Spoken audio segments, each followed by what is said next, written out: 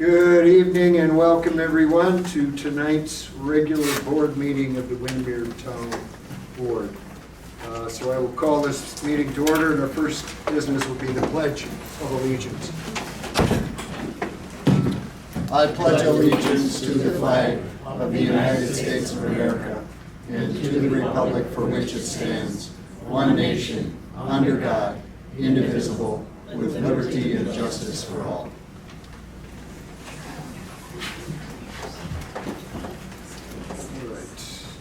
Next will be our minutes of our last meeting.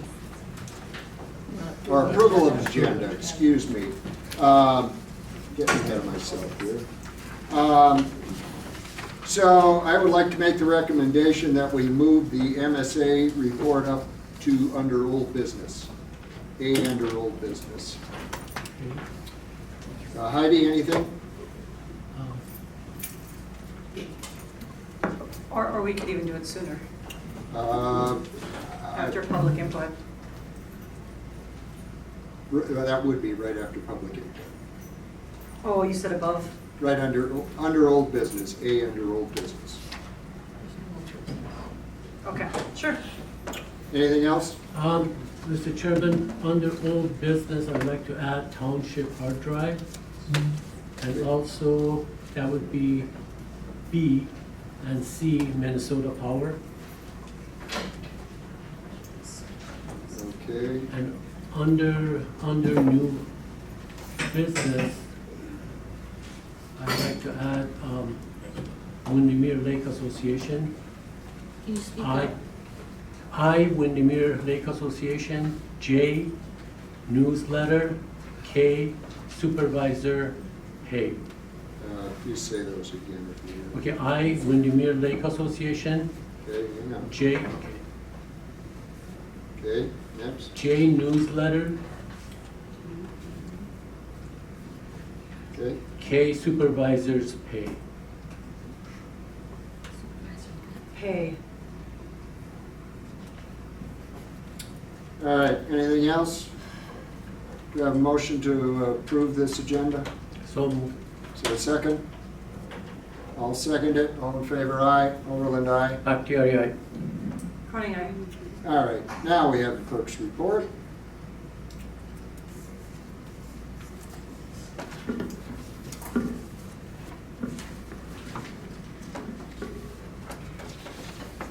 Meeting minutes from August 8th.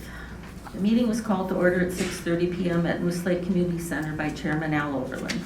The meeting opened with the Pledge of Allegiance. Supervisors present: Al Overland, Heidi Cronin, Tony Bakhtiari, Clerk Walcher, Coordinator Brittany Stampahar, Zoning Administrator Scott Beckman, Road Manager Vern Anderson, Recorder Amy Perrine. Approval of agenda.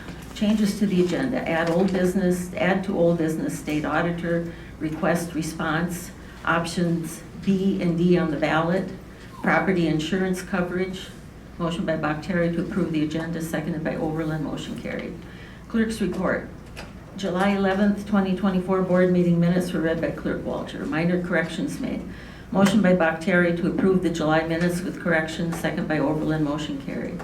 Treasurer's report. Deputy Treasurer Brittany Stampahar reviewed the financial reports. The total cash balance as of June 30th, 2024 was $799,371.80. Motion by Bakhtiari to approve the treasurer's report, second by Overland, motion carried. The detailed financial reports are posted on the Township website. Public input: Jordan Haglund commented, Kip Rydberg commented.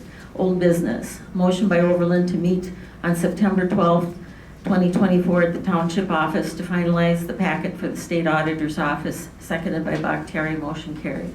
Bakhtiari reported the MAT insurance quoted the insurable value on Township-owned buildings. Garage from $106,483 up to $158,362.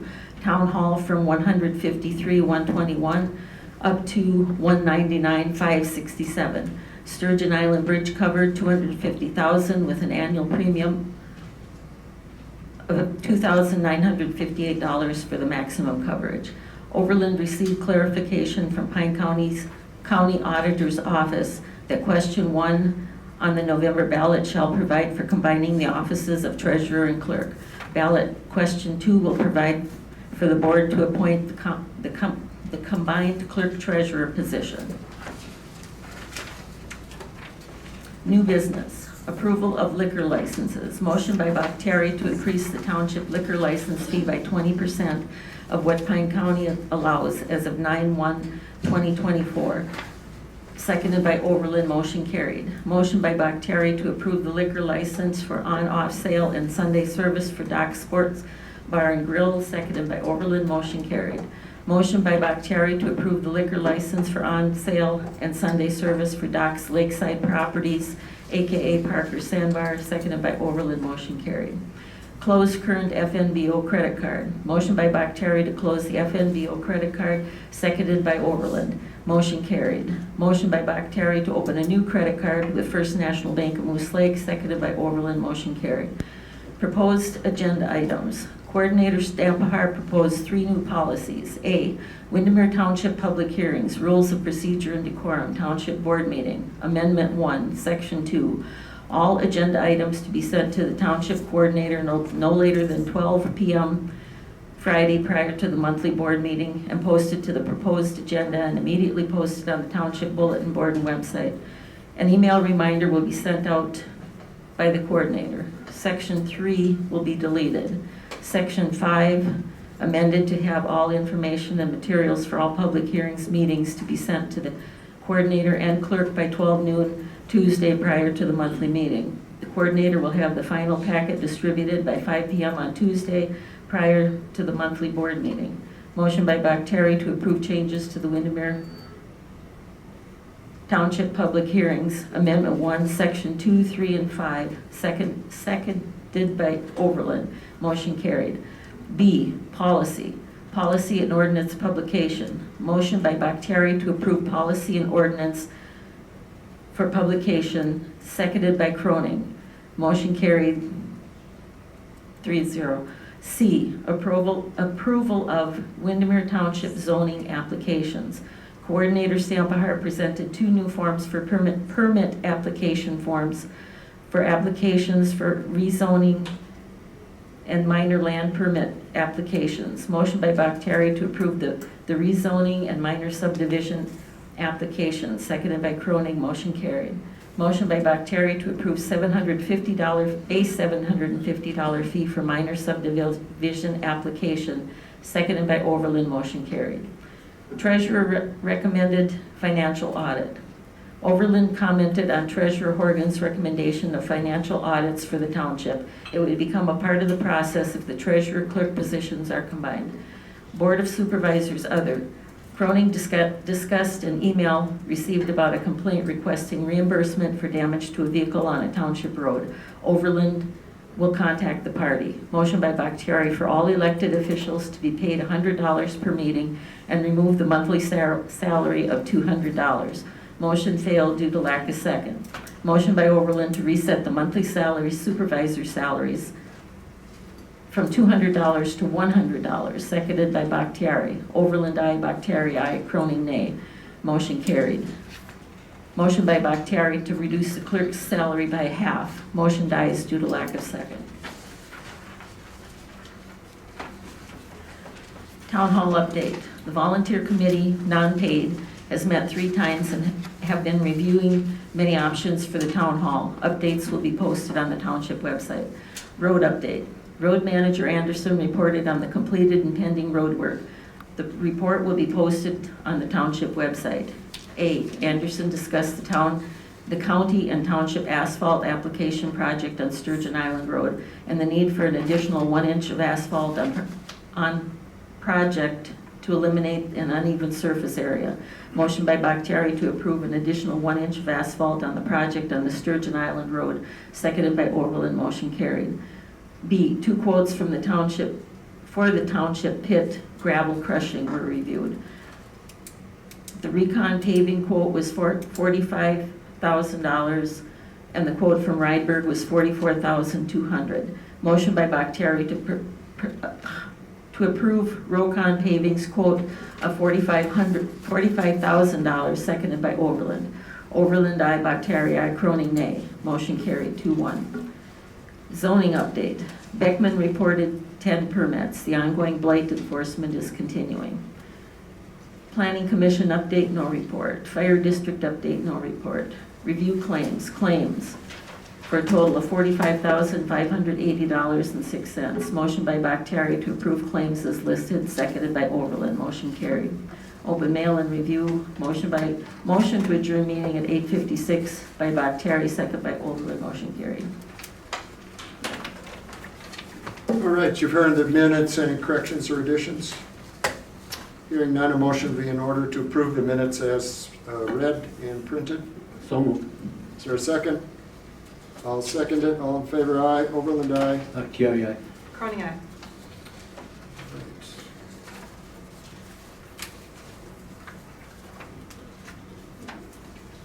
Next, we will have our treasurer's. Can I ask that we go through the claims that I provided you that are going to go to the auditor? Okay, yes. I gave you each a list. I put the email from Nicole on top asking for it, and then I put what I have for all the claims. All right. And you just wanted to make note that these were sent, is that correct? No, I haven't sent them yet. Oh, you haven't sent them? No, because you were going to have a special meeting, which we didn't have, but Yeah, I will send them, okay, now. Absolutely. Yeah. absolutely. I would just add that most of it in that packet is notes or preliminary and tentative. And I think what the auditor is asking for is simply 4 pages that describe the claims that you approved and the notations that you didn't receive net pay on any of the claims listed is simply because when you make a claim, you make it for the gross amount. And our clerk would like to have the net amount, which I'll give her in a couple of different forms, but it's not part of the claims. So, but we can have a dispute on that. Doesn't matter. Doesn't change anything. I would send to the auditor one spreadsheet, one workbook, Excel workbook, and there's a worksheet page for each month of claims, and that's what's being asked for, in my opinion. So you're saying you could email just a single page that would cover all of this? Is that A what you're saying? single read-only Excel spreadsheet, which you've seen too. I think all of you have Yeah. seen, if you have Excel. But it would have all of these months on them? Yes. Is that what you're saying? Okay. I totally do not agree. This is what comes with the claims. This is what I do my checking back and forth and auditing off of. This is what goes in the claims, and I believe that's what I'm going to send her. All right. Well, the clerk can send her anything she wants to. Yeah, I don't have any problem. Let's just get it sent. We need to Yeah. get this taken care of. So go ahead. Thank you, Cindy. All right, treasurer's report. Okay, I didn't write up a commentary. I spent most of my time preparing for the meeting, providing you with this township financial management forecast and budget. And so I want to elaborate on this idea of chart of accounts 2.0 after we go through the financials.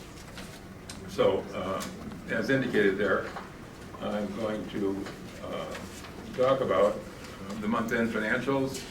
There's a couple of transaction exceptions I need to mention. Update on financial forecast, that will be part of that worksheet that you've been given in hard copy.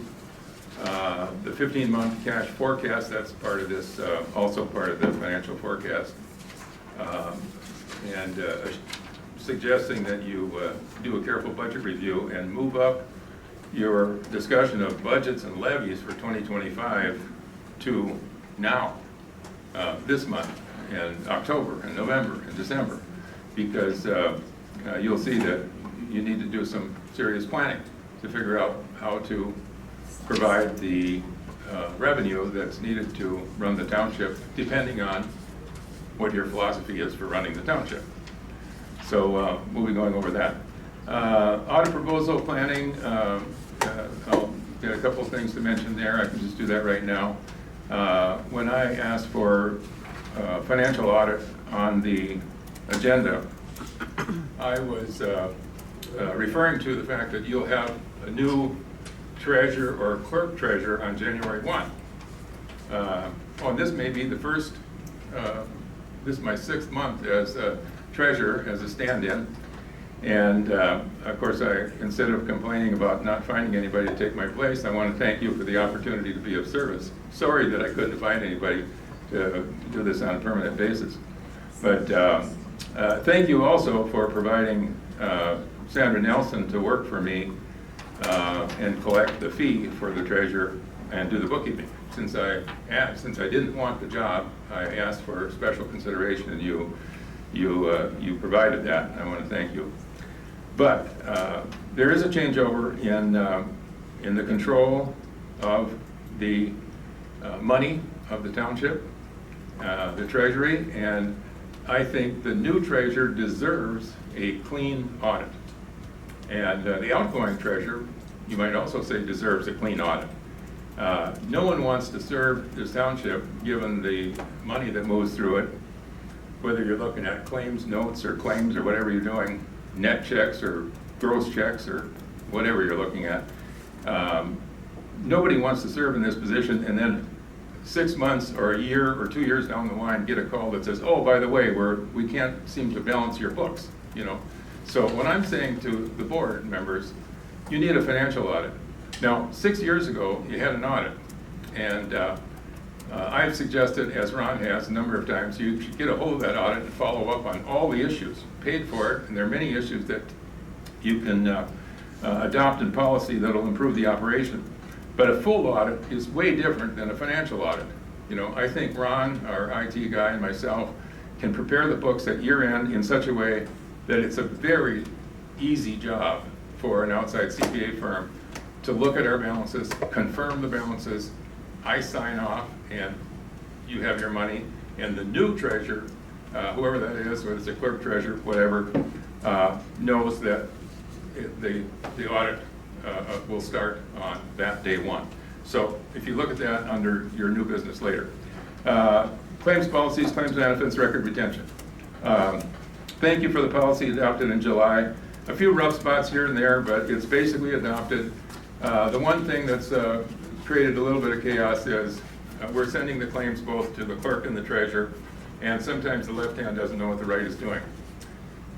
Which reminds me to say, this is the one thing that you gain above all else. There are many, many benefits of a clerk treasurer together because there is only one job instead of duplicating 2 jobs, basically. This is, I need to get the claims at the end of the month or at the first day of the month, and make sure the claims are sent to the treasurer. To be fair to the clerk, I'm not going to rely on the clerk to provide claims. Not her job. The policy is send me the claims. I will immediately work on them. And the second day of the month, I'll give the claims over to the clerk to do whatever she does with them. But it's the treasurer's job to process the claims. I'll end up creating the claims manifest, assigning the expense accounts, the income accounts and the expense accounts, so you can your books balance, and then filing these reports. So that's my request. So specifically on the future plans for supporting the ballot question, voting yes. I thank the board also for your vote. I believe was 3-0 to put ballot question B to combine the position of the clerk and the treasurer, and ballot question D, the ability for you to appoint a treasurer. Now, you may have a person from time to time that wants to be the treasurer, and history shows whether they last for 7 years like Ron did, highly unusual. For all the reasons you can imagine. If you look at the history of supervisors, we have a revolving door, and quite a significant number of supervisors, turn over. Not every one, obviously, but from time to time they might turn over and maybe come back as that happens. But with this treasury thing, if you don't pass B and D, I'm afraid you're going to run into the same situation. Every township, we've been told by people that know at the Minnesota Association Township, is having trouble attracting volunteers. And we got a long letter from Steve Fensky telling us what to do. How do you get a treasurer? Raise the price, or something. Or, somehow make the job easier. Or adopt B and D, which is the best alternative. So you can't leave it up to me or to any one person or any small group of people. You really need to promote this and make sure that ballot questions B and D pass. Let's go to the monthly report starting on, let's see, what page is it in your packet?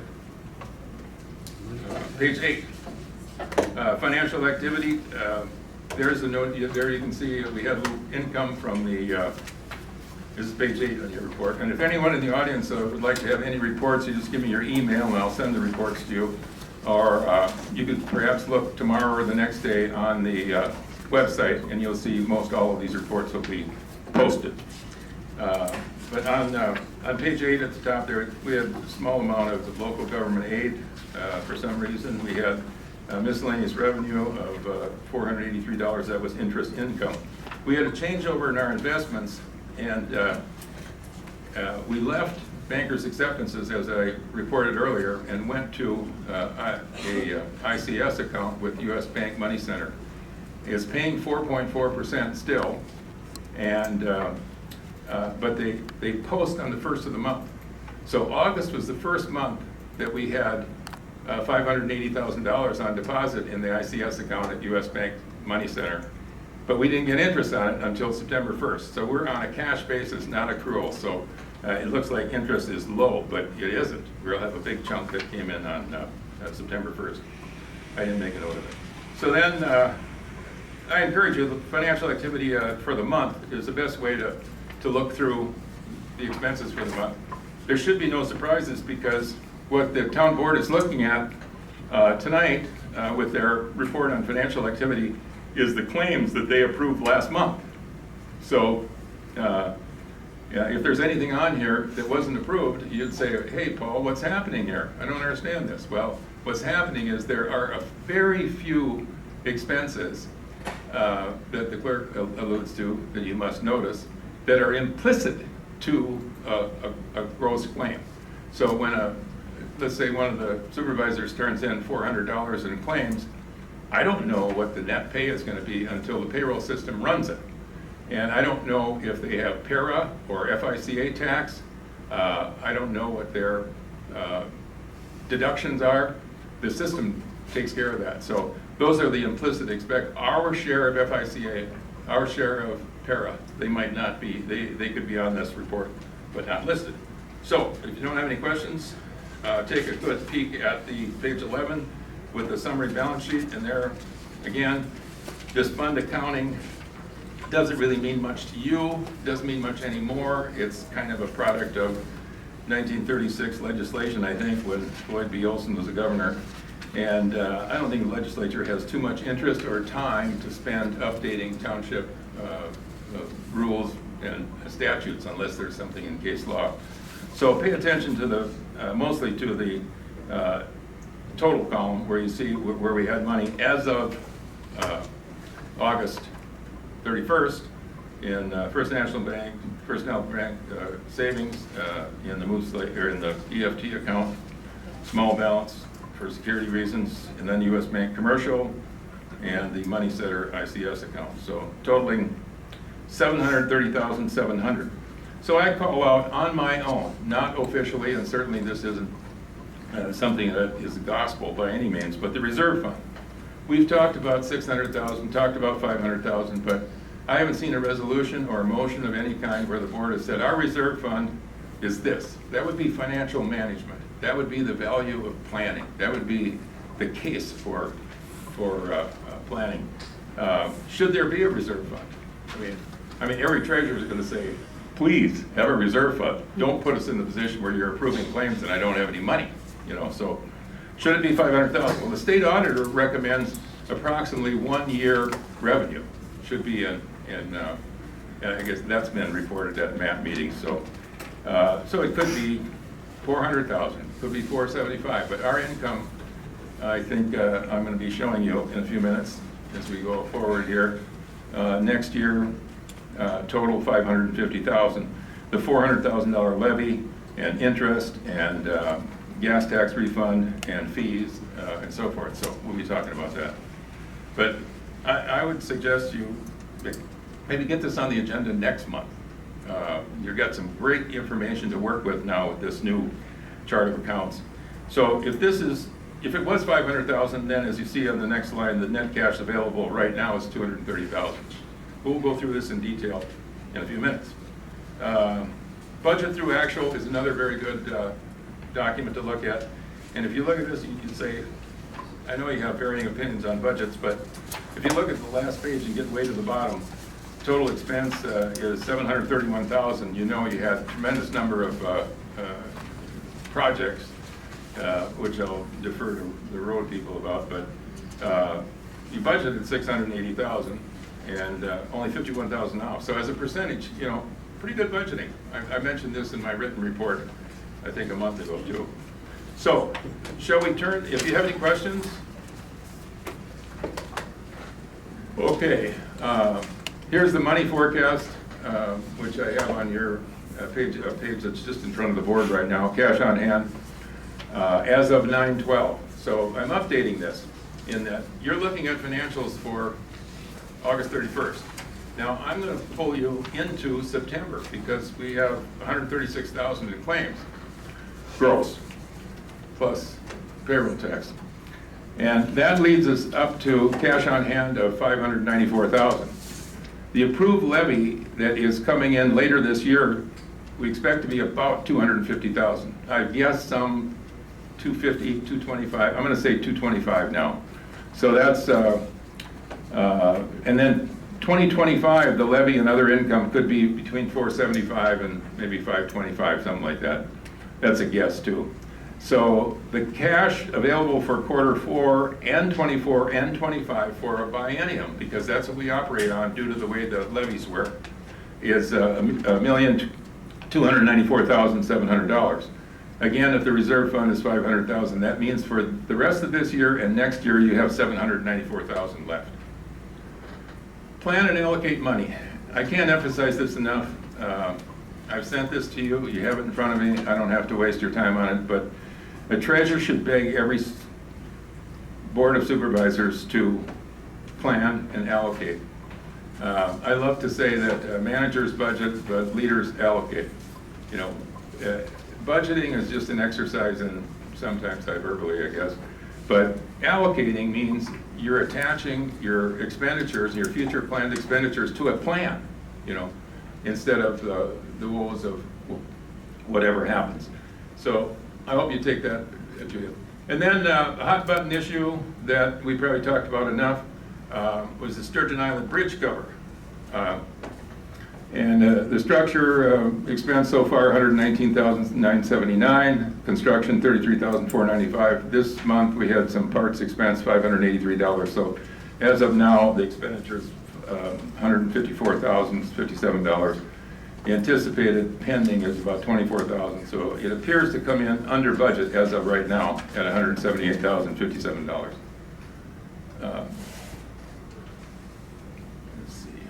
Okay, so in terms of I want to turn to your attention then to this Township Financial Management Forecast and Budget. The first thing to point out that I think is something, and I've, you know, been coming to meetings and observing township operations and then functioning as a deputy treasurer for, well, a total of 10 years, deputy treasurer for 6 years, and now 6 months in this role. I've been troubled by this chart of accounts. And if you go back a few pages and you're looking at your budget analysis, and you know, I really challenge you to understand how money is being spent with that chart of accounts. It is a bureaucratic system that must have been developed in prehistoric days. And I've always wanted to spend time to figure out how to take each one of these revenue and expense accounts and pull it into a sensible account that you can understand. So I've done that. And so the chart of accounts includes, of course, the normal things that you'd expect on revenue.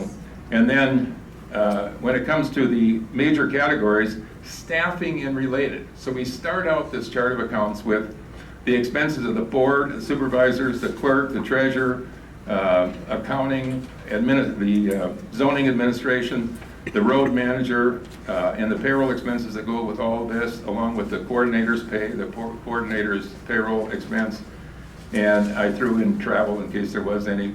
That's really the people that operate the township.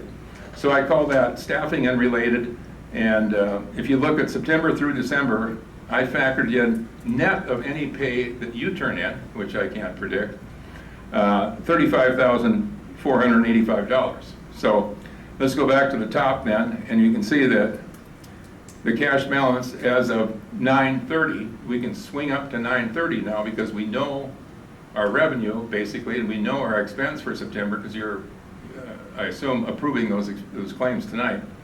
So you had 309,700 available. So 35,000 in the next 4 months is going to staffing and related. The next big category, I named it a category of administration. And that includes rent, meeting rental, AV cost, office internet, office supplies, phone, website, postage, garbage, septic, cleaning, dues, office equipment, property insurance. I put that all in that category.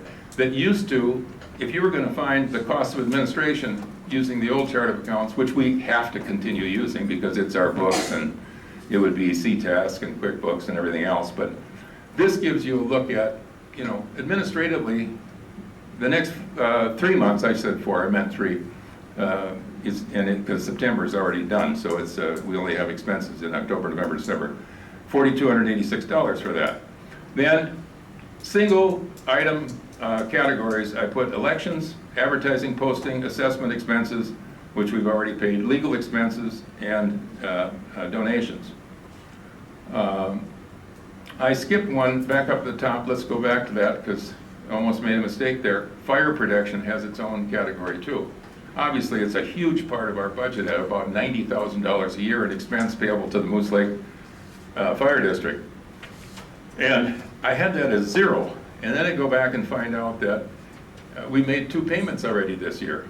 So it should be 0. But no, the payment we made in January was an unbilled payment from due last year.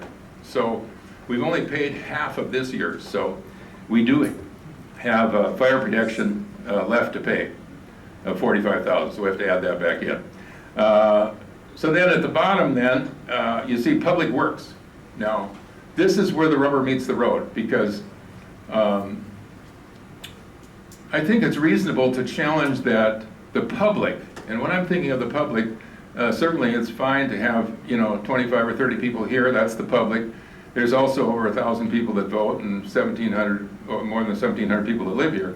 I'll bet most of them are mostly not so concerned about staffing and related or administration or your cost of elections or legal or anything. They're probably most concerned about Public Works. What are you doing in Public Works? And snow, signage, grading, culvert, ditching, gravel and hauling, Sturgeon Island Bridge, that's part of it, I guess. Anti-dust, asphalt sinking accrual, and GIS mapping. We have some expenses coming up for in Public Works for those items in the next 3 months. And then the next column is a suggested possible budget for next year, which is really a working document. But you can see $56,000. So of $99,000, which is the cost of this operation in the next 3 months until the end of the year, $56,000 of it is going into Public Works. But we have to correct that error on fire because we owe them $45,000, so it's actually a little lower percentage. But I don't have any known errors in the 2025 draft column, so let's just spend a minute or 2 on that. And again, what I hope I'm providing for you here is a much easier to use chart of accounts to look at budgeting. Where do you want to spend money? Where do you want to allocate money? And what does it tell you about the revenue needed to operate this township? So I sent you a memo earlier with a list of the reasons that support this, the implications that support this budget. So that includes the passing of ballot question B and D, because I don't have anything for treasurer and clerk treasurer, And because if we pass that and we assume that over to our coordinator, then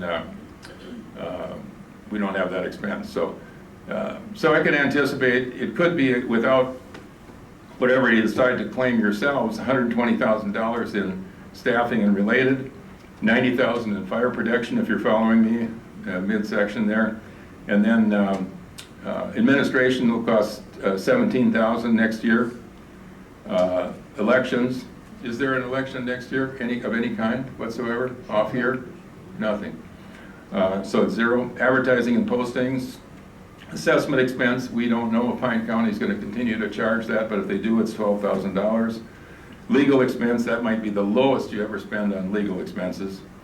I hope it's right. Donations, zero. So, and then public works. These are really not quite wild guesses because they're informed guesses of reason. I said in the memo to you earlier this week, skinny. You know, absolute requirements are skinny. And snow could be as high as 50,000. Signage, that's been an outstanding to-do list since 2019. I understand road management has a contract available that'll get it done. And then you got grading, culverts, ditching, gravel and hauling, Sturgeon Island. Anyway, I'll leave the talk about all of that if they want to in the road area. But essentially, what I've got here as a starting point, just an idea, it shows 67% of the total expense of $743,000 next year. 67% would go to public works. It just happened to come out at exactly $500,000. If that happens, or it gets to 75%, you're really running a great township, because public works is what this thing is all about. People don't come here to hear about miscellaneous things. So any questions on that? And then my big question is, do you think this chart of accounts helps you, or should I undo my work and give my time back? I think you should stay. I like the simplification of it, Paul. I appreciate that. I think we should make note. Probably some of you are wondering about the asphalt sinking accrual. If you are questioning that, we have a number of asphalt roads, and eventually they go bad. And so the idea is that you would put aside money so that when these roads need updating and repair, that there would be funding available to do that. Correct? Yeah, and easily, when you take a look at this, let's say it worked out just this way, and you're going to find new expenses, and you may decide to pay yourselves, money, and you may find we need money for this or that or whatever. But if you get down to the end of 2025 with these skinny levy of 400,000, we've got only $17,000 left. Impossibly too low. That's not counting the reserve. So you're digging deep into reserve early in 2026. So the big question is, how do you pass a levy in 2025 to jack up the revenue that's required for 2026? Or just leave a mess for that group of supervisors? Whatever agrees you. And then on that asphalt thing, I'd say, it's long overdue. I don't know why it hasn't been dealt with before, but can you imagine if you had $17,000 and you got reserves, and then you got a couple of roads that are a mile long, and somebody said, well, our blacktop is, well, good, we just tear it up and return it to gravel. So our choice is either have a sinking fund so you have money available to fix blacktop roads, or they're going to go back to gravel. That would be one thought. Thank you.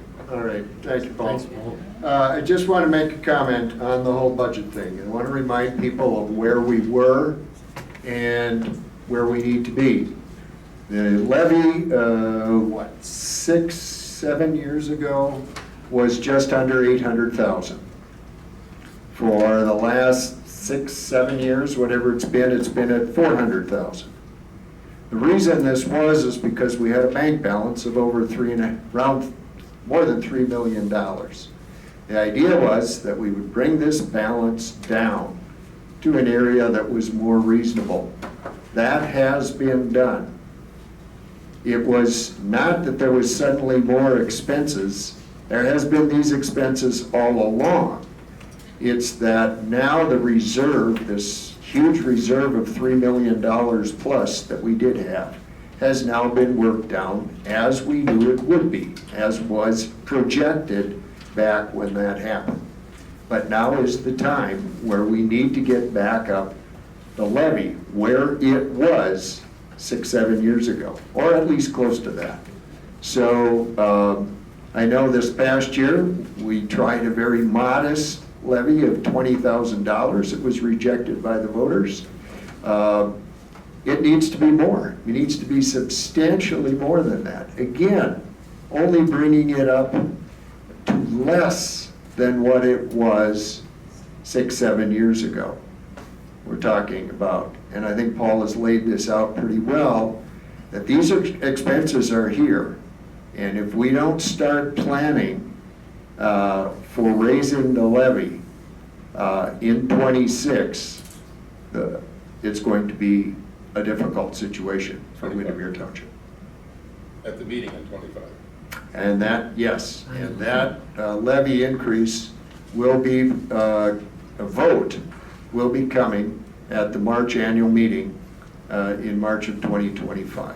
So I think if we're going to be forward-looking as a township, we need to be considering these things. All right, so a motion will be in order to approve the clerk and treasurer's report. So moved. Is there a second?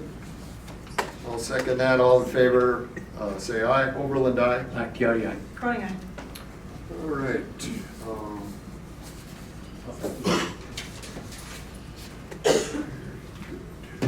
All right. Public input, Chad Robbins. Yep.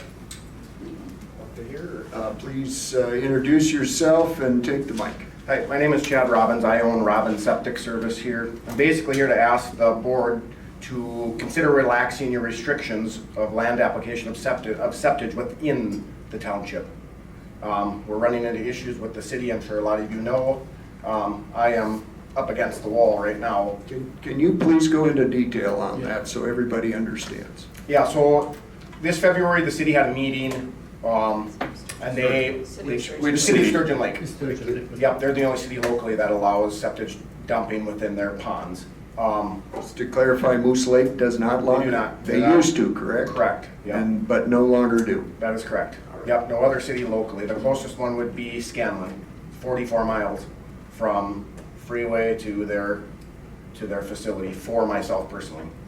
So to start out the year in February, they had a meeting and they gave us a restriction, laid it out for myself and Mike Sewer Service. I'm not going to speak for him here. He's not here. I am. I was given 880,000 gallons. I have about 75,000 gallons left to dump this year there. So my back is against the wall. They have a meeting next Tuesday. I'm hoping to ask for more. However, I don't know how that meeting's going to go. I do have a really nice field lined up that's in the township right now. It's but from what I understand, you guys don't allow any dumping of septage. That's what I was told. Can you explain how that works? You know, right off the top, it sounds kind of nasty. So Sure. explain how it is. What it So works. there's two different ways, and I believe that I sent Burns something to send out to somebody here. Basically, I would pump somebody's septic tank, for instance yours. I would go to your house, pump your septic tank, go out, land applicate that. There's two ways of doing that. One, I have to either stabilize it with lime, hydrated lime, to get the pH to 12, and it has to hold that for 30 minutes before it can be land applicated. That will kill the pathogens in it, kill the vectors in it. Secondly, if you don't want to do that, you can applicate it just strictly out of the truck and then incorporate it, which would be disking the field within 6 hours of it hitting the ground. That's considered per MPCA regulations as incorporated. That has killed it, covered up those vectors. So that's how that process is done. Which are you proposing? I'm proposing the incorporation. Okay, and you would have somebody that would be able to do that? I would myself personally. I have a tractor and a disc. Okay. Yep, that would be used at this particular field. What's the Questions? reason that the Sturgeon Lake, are they over capacity or? Well, that's what they're saying. It's a ball of worms, really. Originally, they said there was a sand issue there. Well, that issue, they curbed that issue and said, yes, it was over capacity, but now they dropped the ponds 3 feet in the last 11 days. So it's not an over capacity issue. I asked them for 300,000 gallons, which would be about 1.5 inches in the pond that we dump in for the rest of the year. And at that point in time, they said, we don't have the capacity. That's what their operator told them. Wouldn't that pretty much put you guys out of business? Absolutely, absolutely. If I have to haul this Scanlon, pumps are, the rate to pump a tank is gonna increase by 50% for all my customers locally. And that's just a rough estimate off the top of my head. I haven't even done the math fully, but that's roughly what it would be. Do we know what percentage of our township have septic?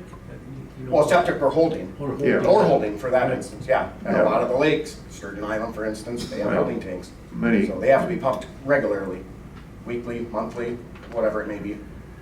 So, how many do you pump in Windemere? You know, Off the top of my head, I would say about 70 mhm. on a regular basis. Regular basis, by regular, Yearly, yearly? yep. Okay. So there's you, Mike's, and other ones? I think American Septic comes up here out of Hinckley. Okay. Maybe on-site a little bit, I haven't seen them as much as I used to. Do you So know where? approximately, what's the usage, total usage? I mean, can Sturgeon Lake somehow accommodate, or at least partially? I'm not sure what their plan is. Like I said, we have a big meeting next Tuesday. I plan to inundate them with these questions. I mean, I tried. We had an emergency meeting 3 weeks ago on a Friday, and they just basically said, no, we're not gonna allow that. We're at capacity. And where is the land that we want to dump these? It's off of Greenleaf Road, And that is. And how many acres is that? 45. 45. There's a 45-acre field there that I can use this year. After that, it could be up to 200. Acres that you would need? No, that I could use. I see, Yeah. I see. Yeah. Okay. So, do you know, I mean, there has to be a limit on that, I would There expect is, as yep. well. Yeah, it's all based on cropping. Okay, So- and is Go ahead. that, who inspects or who monitors that? The MPCA can audit us who are doing that. I've had that done once. Okay. The office out of Duluth did that to me back in 2020. Found no issues whatsoever. So that, you're being audited, that means that somewhere you're doing this, I assume that's in another township, another area? No, or- no, well, I did. I used to do it down by Bruno when my customer base was more of it down by Bruno, but the problem is with some of these fields, even if you go east of Sturgeon Lake, west of Sturgeon Lake, excuse me, the land isn't suitable for it, especially in a summer like this. It was so wet, I would just be stuck out on that field all the time. Right, Whereas exactly. Windemere has really, really good sand/gravel fields, so that's why I'm here. I found it, like I said, the one field I found 45 acres. It's fantastic, would be perfect for this scenario. Is that gonna be cooperative, like you and Mike or somebody else all together, or is it just gonna be yours, that land? Well, that land is just, I've talked to the farmer of that land. He has given me permission Just to you. use that field. Yep. And Mike has to find another. Correct. Solution. Yep. Heidi, any questions? No, I don't know that I'm, ready to, because from the pollution control agency perspective, again, because I work with them Yep. during the day and stuff like that. Sure. And I know, it sounds like your back is against the wall, that's why you're having an emergency meeting, but, ask them or ask Sturgeon Lake what the issue is. I don't know what the issue is with Sturgeon Lake, and, Well, they're basically saying that they're over capacity right now. yeah. Oh. That's what they've told me the last 2 meetings. And you're not the only one that is relying on them for the capacity, correct? Yep. So what are the other people that are up against the same wall that you are? What are they doing? So I believe, well, it's just Mike and I. Mike, Yeah. he has a lot of customer base up in that Scanlon area, so he's dumping some up there right now. Okay. But everything he pumps in this area is going into the ponds as well, at Sturgeon Lake. And so But he's he'll running up eventually against, I'm sorry, go ahead. but he's also running up against that deadline too, Yeah, isn't he? he has until about middle of November from what I understand. But he was given almost 4 times the volume I was this year. How come? They just based off of last year's numbers. Oh, that's how they do it. And they didn't take in growth or anything like that. And Right. what killed me this year was Parker's, because all they have is holding tanks at Parker Sandbar. I know for now, yeah. 6,000 gallons a week I was pulling out of there. So Aren't they that- planning on doing a different system or no? I don't know if they're fighting with the county as far as I understand, as far as getting the correct system in there. So yeah, I have about 5 weeks of volume left. Now, one question, is it gonna lower the price, keep it the same, or? So if I was able to land applicate, I would probably keep it the same for now. Because there's a lot of work that goes into that. I mean, disking the field and everything else, or if I had to lime, lime's not free, about $13 a bag per 1,000 gallons. So, and then the time of waiting, you know, if I pumped a tank at Sturgeon Lake and hauled it to Greenleaf, I gotta sit there for 30 minutes for it to stabilize and temperature stabilize and get above that, or stay above 12, excuse me, Okay. or 77 degrees. Thank you, I don't have any other. How do you do this in the winter? So that's gonna be the problem we're gonna run into, and I'm really gonna stress this with Sturgeon Lake because the MPCA doesn't allow any land application of any land that's frozen with over 2% grade. So we're hoping that they're gonna give, or I'm hoping they're gonna give me something in the winter, in those winter months when the ground is frozen, to dump there. You know, we certainly won't be dumping that volume, that full volume, if we have May 1st to December 1st to land applicate.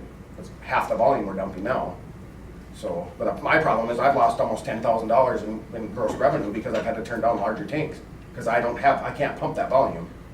So it's been a pain in the butt here the last 3 weeks. So in the winter, you said if it's more than 2%, so the field you're on is more than a 2% grade? It would be, yes. Yep. Okay. Yep. And that, and the lime part of it doesn't? No, it doesn't matter on No, that? No, because it would be considered pooling at that rate or it can run off. Right. So- Oh, yeah, for sure. There's a lot of Did you have any different question? Just two quick things, if you don't mind. So I understood from some Pine County applicants that they add some lime when they do a direct application on the Correct. field. Is that right? Yeah, well, yeah, you have to do it. You have to One spread option. some lime on top before you disc it in? No, you don't have to add lime before you disc it. That's called incorporating. You I don't have see. to. It's not required. Okay. Yep. Understood. And then this other question is, do you know how many townships in Pine County allow above ground? I don't think there's anybody that doesn't other than you guys that I've talked to. That's what I heard too, yeah. Interesting. So then with that said, have you asked other townships then that are, close to us to do incorporations, or how do you? I haven't went out and talked to them because like I said, the land is just, it has to be the perfect land. When you get down by Will River, you're fighting the river. You have to be X amount of feet from the river Right. if you're on the west side of the freeway. So Are they the same setbacks as shoreland, They are. 1,300? Yep, they are. Right. So you're really up against that in between 61 and the river there. Do you have to meet water, seasonal high water table as well? Correct. And what's that setback? I think that's 300 on incorporation, 600 on, Feet? yeah, You have to be 300 feet above high seasonal water table? correct. I believe so, but. Yeah, I can don't look think at so. I don't think Okay. it's that. Okay, So I I have to could be double wrong. check that. Yeah. Yeah. Yeah, and like I said, I sent Vern something to send out that has all the Yeah, I didn't see requirements. that. Yeah, all the requirements are in there as far as what the MPCA requires. Yeah. I think it's worth consideration, and I think that I would like to do, at least for my comfort, working for the PCA, just, I know your back's against the wall, but take a little more time. I haven't seen what you provide to Vern to Sure. do that either, so, Okay, yeah, yeah, well, I'd appreciate that. That's all I'm asking for. yeah. And so you said you are good until when? I have about 5 weeks left.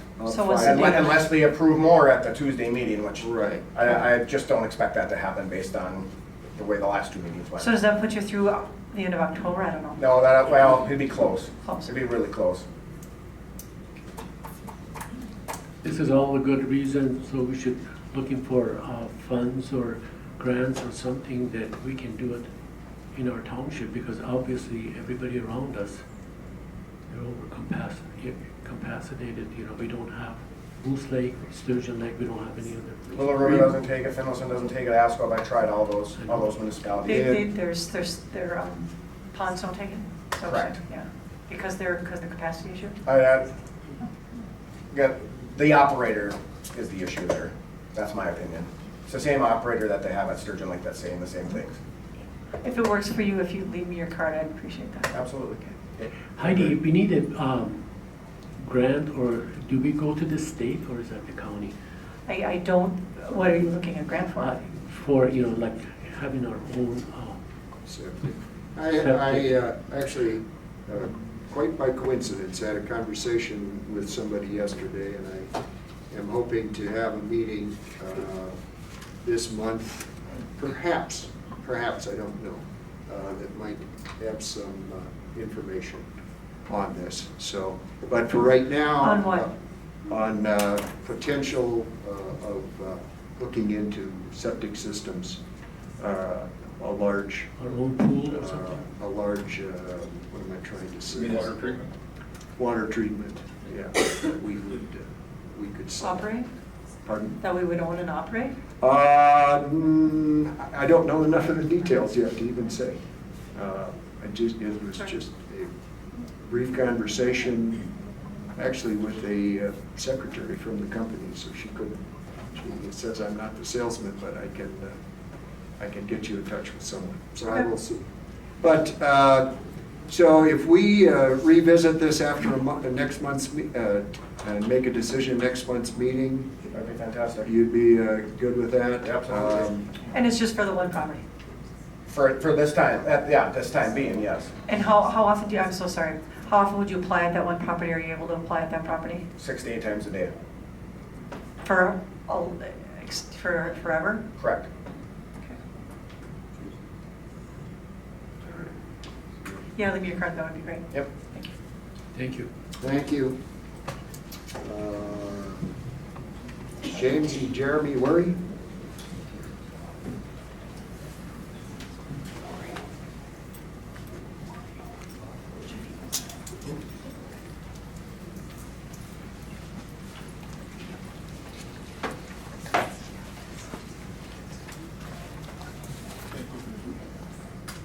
Hi, I'm Jamie Worry. My husband Jeremy is with me. We live on Bass Lane. We have recently purchased another property, and the property that we purchased has a very significant encroachment. On September 19th of 2023, there was a special township meeting in which Lori and Tim Doherty asked to have their land surveyed and able to have an additional garage. They had since placed in several dump loads of rock, gravel, and different debris. They're now at a 15-foot encroachment of complete rock.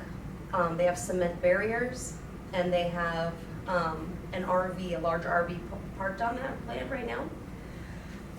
Anyways, Windemere Township asked them to survey it November of 2023. I do have the survey here as well, which does display the 15-foot encroachment. Excuse me, what is the address of the property? My property or the one that's encroaching on, 94,850 Bass Lane. that's my It's property. right off the county line, right? Correct. Yeah. And the other property is? It would be 94884 Is that Bass to the- Lane. Those are the individuals encroaching. Is that to the east or the west then? North. North? Thank you. Directionally challenged. Really? Right, it's the first one off the county road line. Oh, I see, okay. Yeah, I was picturing, yeah, there you're, okay. Thank you, go ahead. We recently purchased that land, so there's another PID for that, 3300820000. We now essentially surround that property of the Dohertys, and that property, the 3300820000, is the one that they are encroaching 15 feet on. So since we purchased the land, we sent them a message asking them to vacate the encroachments and to remove all the cement debris. They've also made a significant pathway, cut many of the trees on that property to be able to pour a cement slab down towards the lake, in which they have left significant amounts of debris on that land. We sent a certified letter to them on August 27th. They received a certified mail on August 29th. They had a 15-day notice to vacate that property. There's been no movement since. Tomorrow is the end date for them to vacate that property. So we're asking you for assistance in how to move forward with this, what we can do as landowners. I think it's important we protect our rights. I would not like to lose my land to somebody. So I'm hoping you have advice on how we can get them to vacate the land. Right. Scott, this might be as much yours. I've been kind of in the middle of this, and I did speak with you today. I have spoke with the Dohertys, both at their residence and over the phone. They, as of a couple days ago, they did receive the letter. They are working towards a contractor to remove the things. Things are moving slow. So I know she requested some information from a 23 meeting, and I did find the file today on when they asked for a variance and for the shore or the lake accessory house. Their understanding was they were gonna purchase a little chunk of land. I don't think they ever really moved forward with it, other than they did build a large cement retaining wall and made loads of gravel, which need to be removed. So I've been kind of in communication, but things are moving very slow. Are they arguing the point at all, or are they? They did at first, and I think they have since conceded. Now Okay. it's just a matter of getting that contractor in and getting it removed. How do we make sure this happens? Just continue watching, and then I guess looking for, in the future, maybe some legal advice is gonna be needed here. If it gets to that point, if they're not cooperative, we're gonna have to take legal action. So my question is, and we spoke this afternoon, is who is the responsible party here to take legal action? Is that the Worries, or is that ours as a township? That would be my question. Yeah, So, and maybe you can help us on this too. At what point does this, can police or the sheriff come in on this? Is that possibility as well? it would be, because it would be at one point, it'd be a violation of our zoning ordinance, and it could be cited as such. Then it does each day as a separate entity, or separate violation, so we could go that route. What's the citation, what's the violation of our ordinance that we would take enforcement against? Dumping is a violation, and that's a misdemeanor. I guess if you're looking. But yeah, that's we're a on tough, mis- that's a tough one to follow up on, but what within our ordinance would have some teeth? I mean, the I'm not sure, we're starting into this with the trespassing. But if you recall, this issue was brought up over a year ago with Dennis. He had mentioned it in an open meeting on, when the blocks were first brought in. And all along, they've kind of put off that they were purchasing this land, and there is no proof of that in speaking to both parties. It was more of, they would have liked to purchase it, but there was never any movement towards that I can find. All right. And I did look for those agenda meetings. I was not able to find anything from special meetings from 2023 on the website in which would have given me that information, but I do believe they were asked to get a survey for the purpose from the previous owner, Hans Sungard, because he wanted them to remove the encroachment. My understanding was he was asked by the township to remove the encroachment. Fast forward a year later, we purchased the property, and now we're stuck with that encroachment, and they're refusing to move. And there was also a rerouted culvert in there too. Okay. It's definitely, even on our beacon thing, we're well over 12 to 15 feet into that property. What does your attorney recommend? At this point, we don't have an attorney because we've been given a lot of faith in our township, hoping that you guys would help us.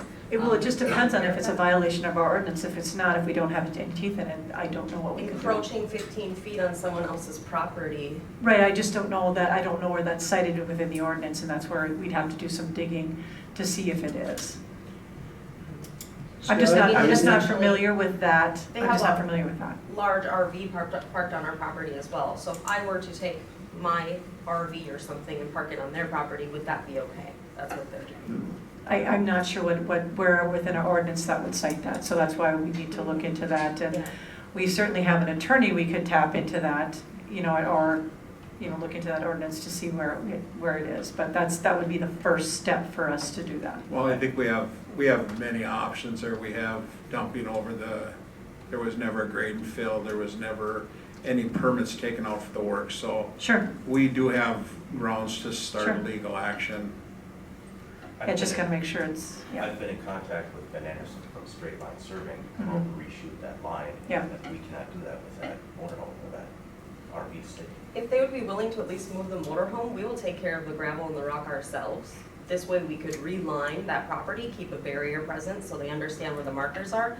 They have also pulled up all the property stakes and moved them 15 feet, fire numbers included. They removed every pin that was in there. The last survey last year, those marks are gone. They removed them again after the survey in November. Also, if we're able to pour a slab property 40 feet from the lake shore, we would like to be able to do that as well. Well, that could be taking up, would be taking up with zoning. So We've talked about some options on that land. It would be size-wise buildable, it's just the setbacks that would be in question, whether it's wetland or shoreland. So what the next steps would be then, would be you to work with them in regards to what potential ordinance violation it would be and what the next steps No, would be. we have been in contact, and I've been in Okay. contact with the Dohertys. It's just, on the Doherty end of it, it is moving very slow. They do not want to be rushed, and I think tonight I was going to bring up where and how we go about maybe stepping up our legal action. That would be appropriate, it sounds like. very good.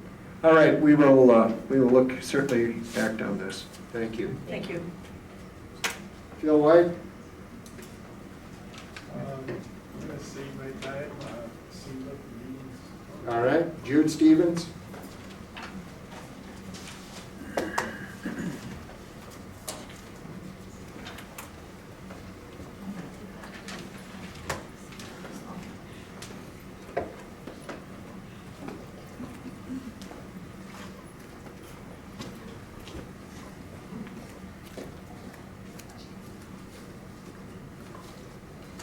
Hi. We got an email from the township about transparency on the possibility of a new township hall. And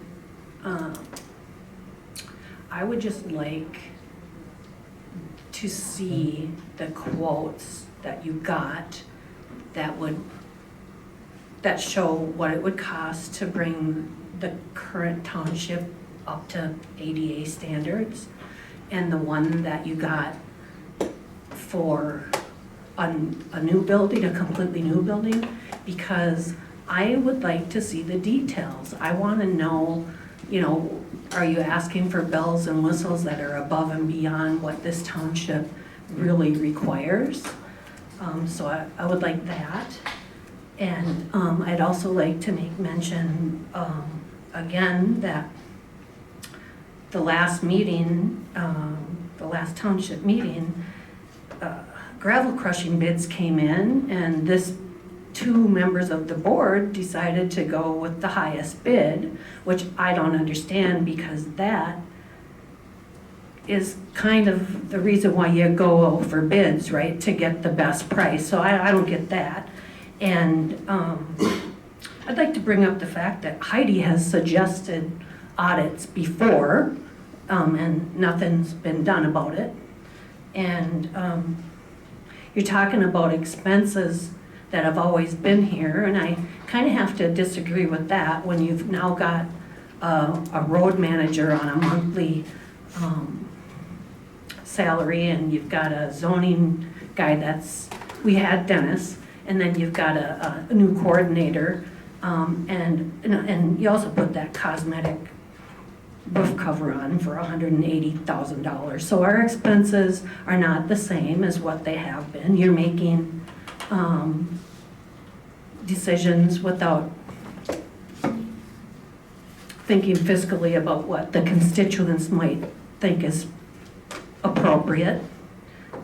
And also I would like it, Al, if you could maybe just give us a minute of if you did call that citizen about the damage to their vehicle on that road from Moose Lake, just how that turned out. Sure. Thank you.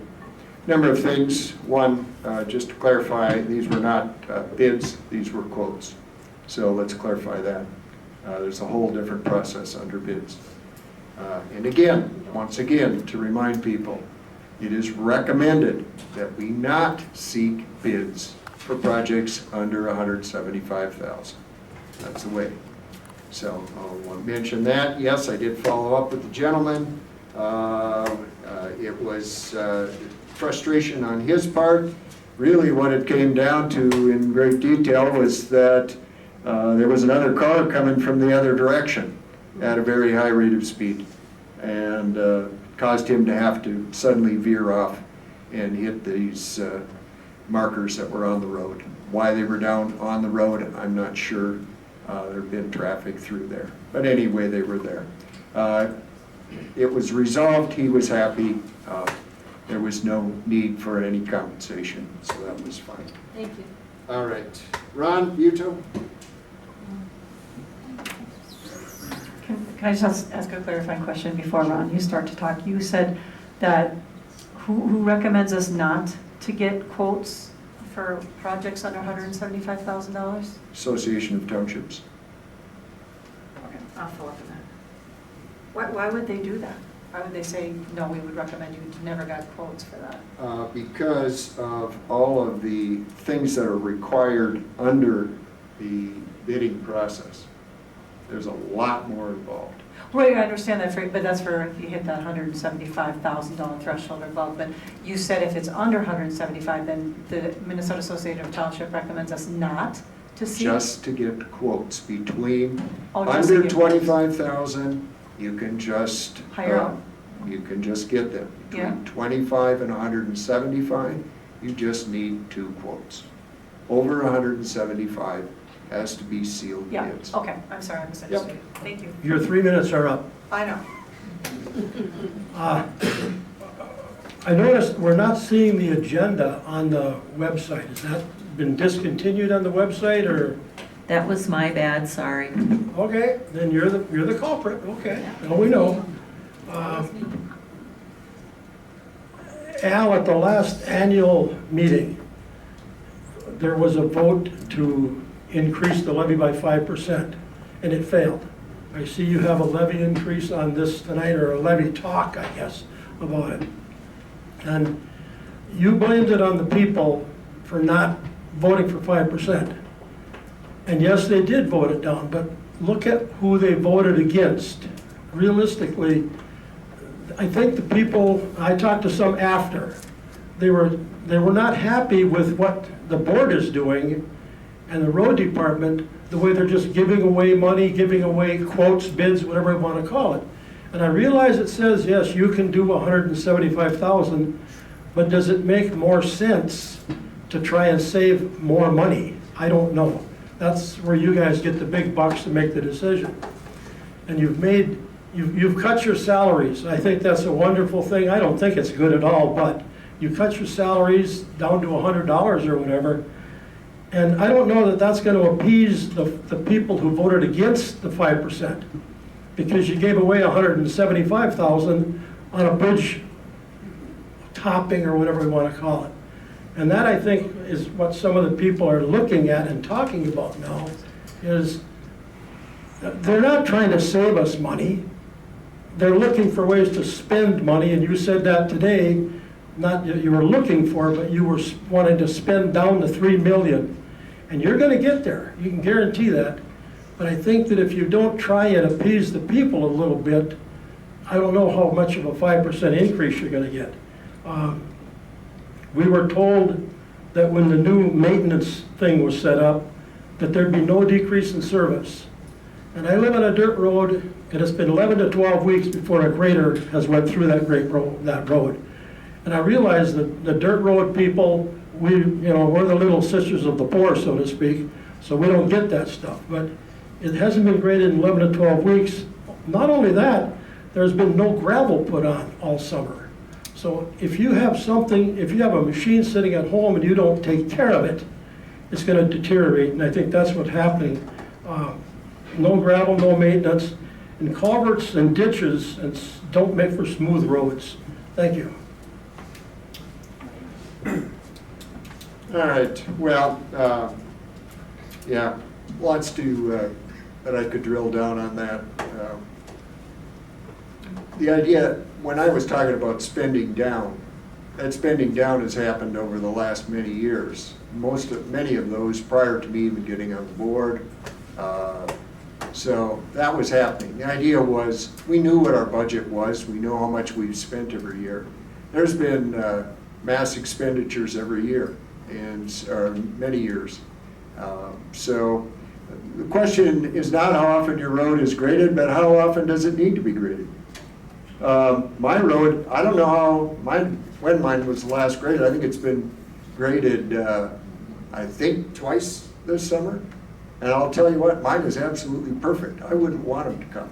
So I don't know, when you're talking about regularity, perhaps I know some roads do need mowing. But regularity of grading shouldn't have anything to do with it. It has to do with how your road is. And so I hope that's what you're looking at. Tom Larson? Wrong sign sheet. Oh. Very good. All right, with that, we will move into our presentation.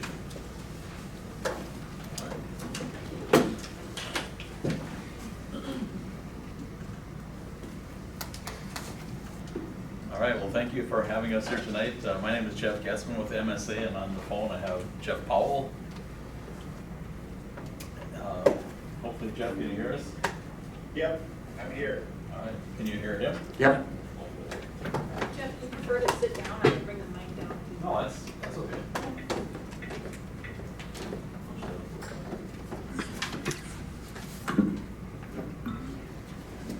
All right, well, once again, thanks for having us here tonight. And Jeff and I are just going to go through a few things here relative to MSA as a whole, and then we've got a couple of proposals that we sent your way the other day, one regarding the right-of-way permitting work that we started back in February and March, and then one for some GIS work that I know we talked about it again, I think back in February, but here again to talk about that and see if there's a way you want to move ahead with some of that work. So next slide, please. So there again, two Jeffs, Jeff Getzman, that's me, and Jeff Powell is on the right, and Jeff is on the phone with us tonight.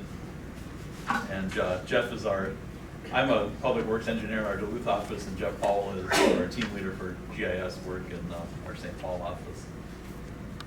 And next slide, please. So just a little outline here, what we're going to talk about tonight. Again, just introduce the two of us. Quick overview of MSA that we kind of went through this a few months ago here, but wanted to make sure we updated you guys. A little bit of an update on the right-of-way permitting project, and then those two proposals that I talked about. Go through those too. So a little bit again on MSA. I mentioned I'm from our Duluth office. We have 17 offices in total in the upper Midwest here. 19 of us work in the Duluth office, and we handle things, a lot of the public works type projects that the township deals with, whether it's grading, ditching, culvert sizing.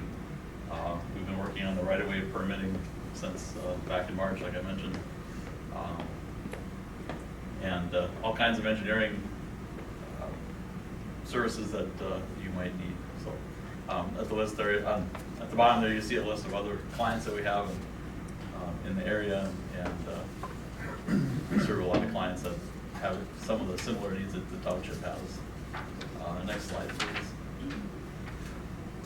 Again, we set this up back in March, I think, where we came to talk to you about helping form a right-of-way permitting process for the township. But you see this slide has a team of key individuals that would work for the township on different kinds of projects. My face shows up there as the top as your point of contact. Jeff Powell is on this list, partway down, I think, on the left side. And then most of these individuals there's several from the Duluth office and several from St. Paul. We handle different kinds of things, from funding to GIS to field construction issues or environmental issues, environmental permitting, and some larger project design or planning type efforts. So these next few slides are meant to just, I guess, encapsulate some of the services that we provide. This one's real general here in terms of, we're a full service firm, I've talked to Vern in the past about several things, from bridges to this right-of-way permitting we're doing. We've got some survey work for the township. but offer planning and wastewater, water, and architectural services as well. So, flip to that next slide, please. Each of these just got highlights a couple of different services like municipal infrastructure and engineering here.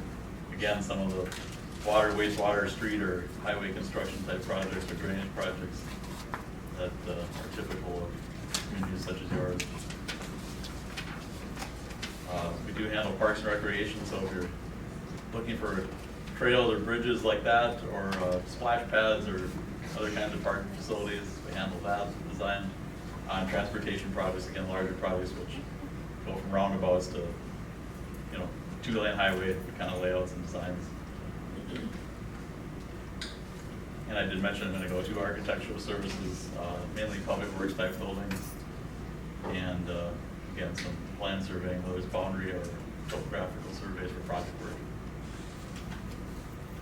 And then I think the last slide on capabilities here, planning and urban design, and then I mentioned our funding team earlier too. We do have a group that does deal specifically with trying to help communities find funding, whether it's grants or low interest loans or other types of setting up rate structures or rate studies and things, trying to find ways to fund projects that communities need to move ahead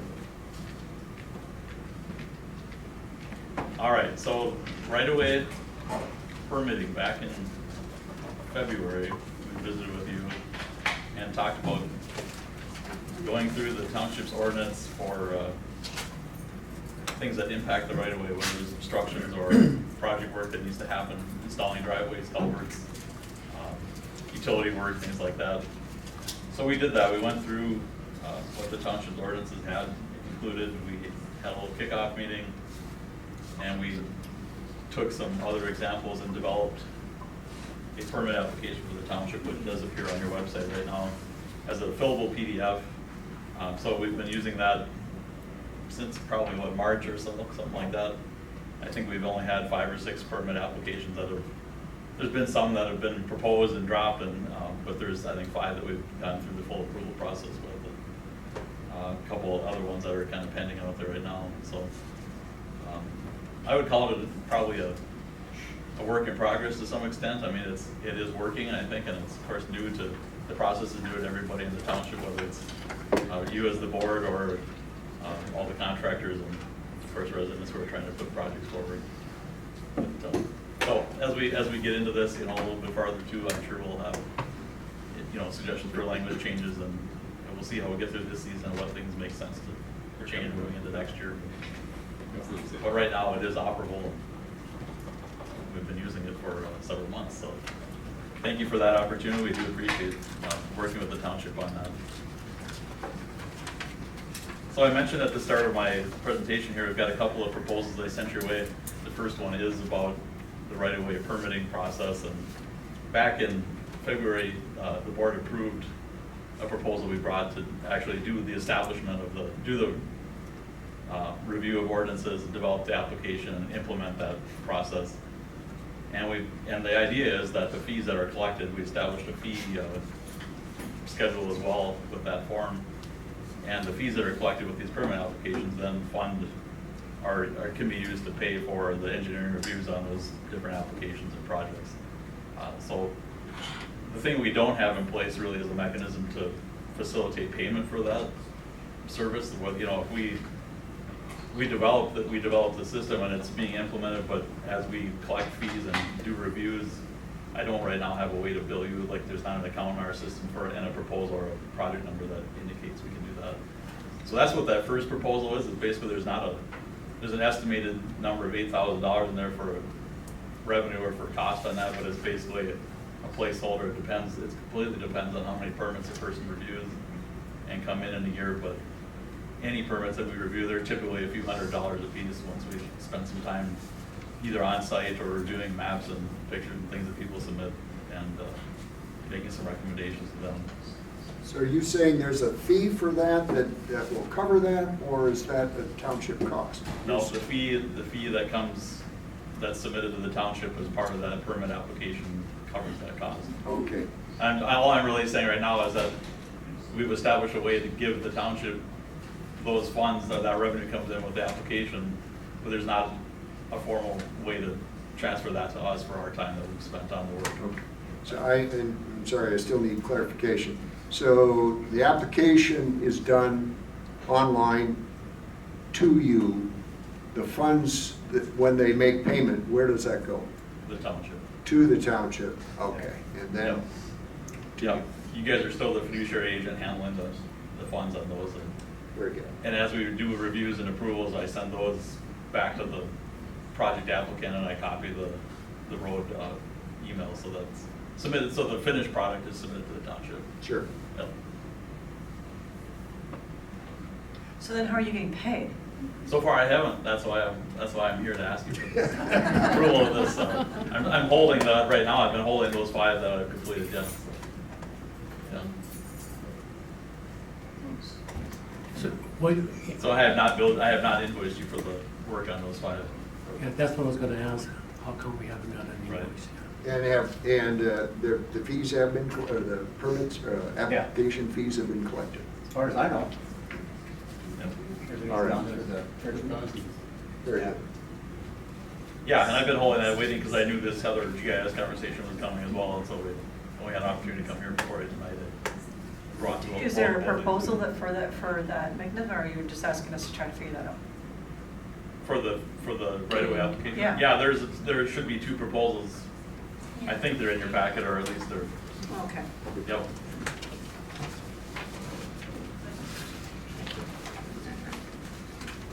The one I'm referring to now, it looks like it says task order up in the right-hand corner, actually, in the little blue bar.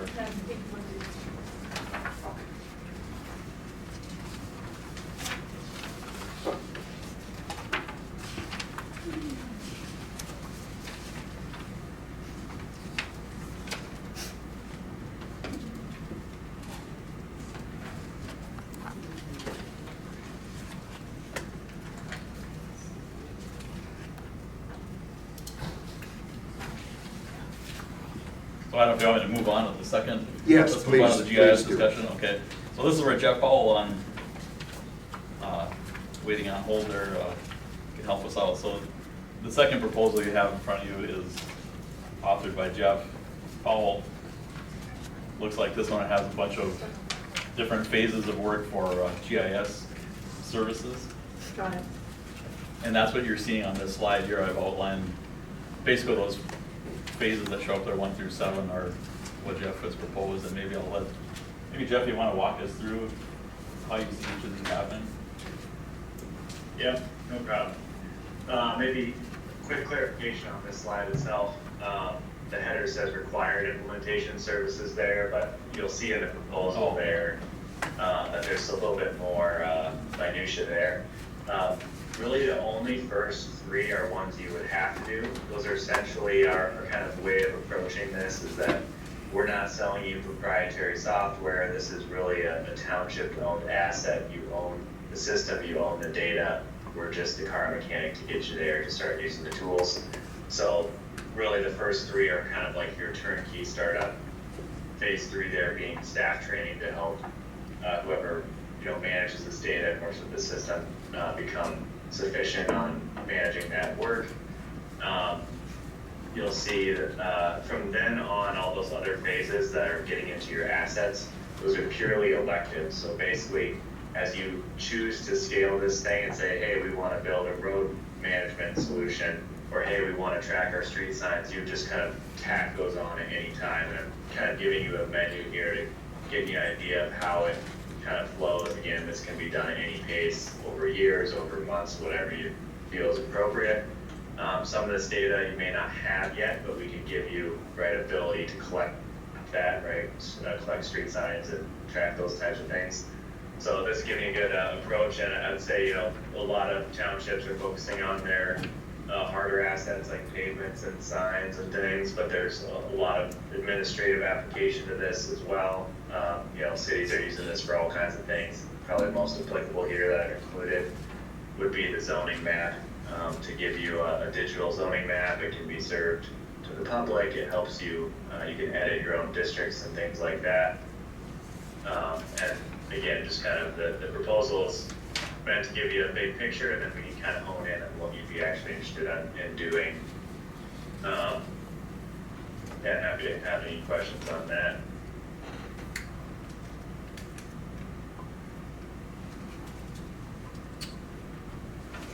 Tony, Heidi, any questions at this point? I do not. I like the ability to, that we can add it at our own pace, because I know when we were looking at this in the springtime, some of this, especially for things like zoning and different things, are just, would be so helpful. Yeah. Yeah, Yeah.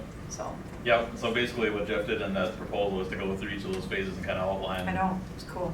what each of those Right. pieces would, consist of and how you could, what you'd get out of it.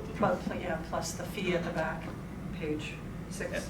And the other thing to note on that slide, this is a little snapshot of a different, what would you call it, Jeff, like a portal or whatever, the web portal for Newport shows up there, and that's what their app looks like when you open it up. I mean, each of those buttons you see below is one of those Yeah. apps that's like a phase, whether it's a street inventory or a sign inventory or something else, zoning. It's nice. You basically click into that and it opens up the app specific to each of those different operations or scenarios that you're looking for. Yes, the portal's a good word to use here. This also, there's really two sides to the coin, because this platform here is ArcGIS Online. It's kind of the flagship for local government. And it does a lot of public GIS, so this portal could be exposed to the public. And so when you log in with your private login, you're getting, the ability to manage the roads and do editing there.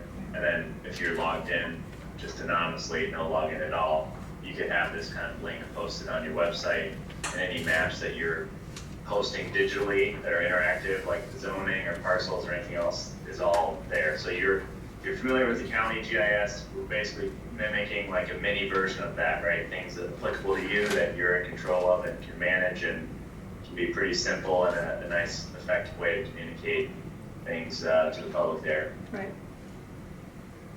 So if I'm getting this right, your initial ask is for phases 1 through 3, to get that set up for $49.50, and then with the understanding that after this is implemented, then it would be a $660 annual fee due to EIS, right?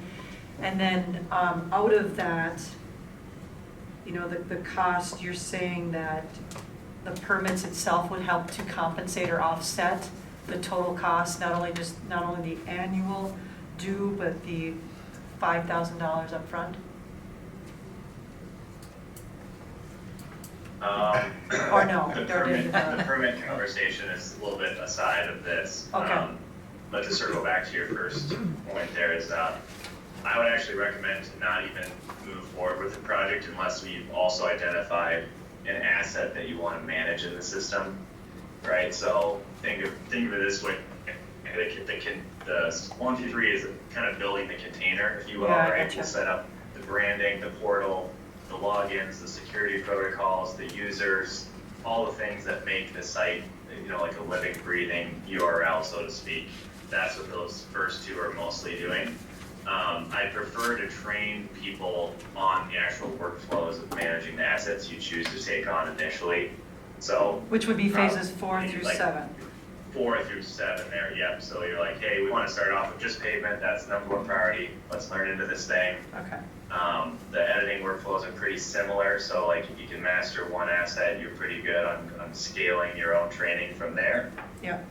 So anything, you could do 4 and 5 or just 4. Yeah. But as long as you have kind of a first step in mind as far as the asset management goes, then I'd say it's worth kind of pulling the trigger on the first, actually doing or starting the project, and kind of go from there. Then the rest give you kind of good estimates on, in general, what it takes to bolt on these other solutions.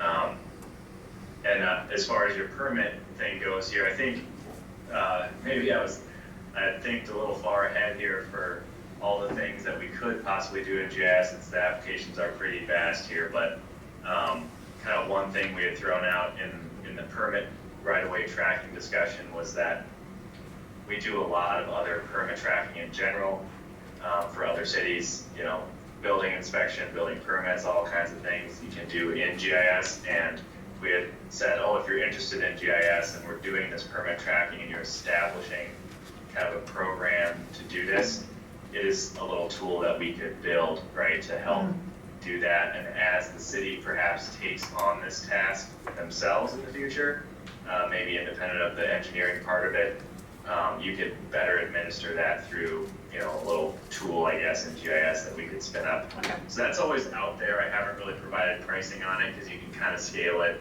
big or small. Okay. But just think of it as a future opportunity in the system if you chose to go there. Okay.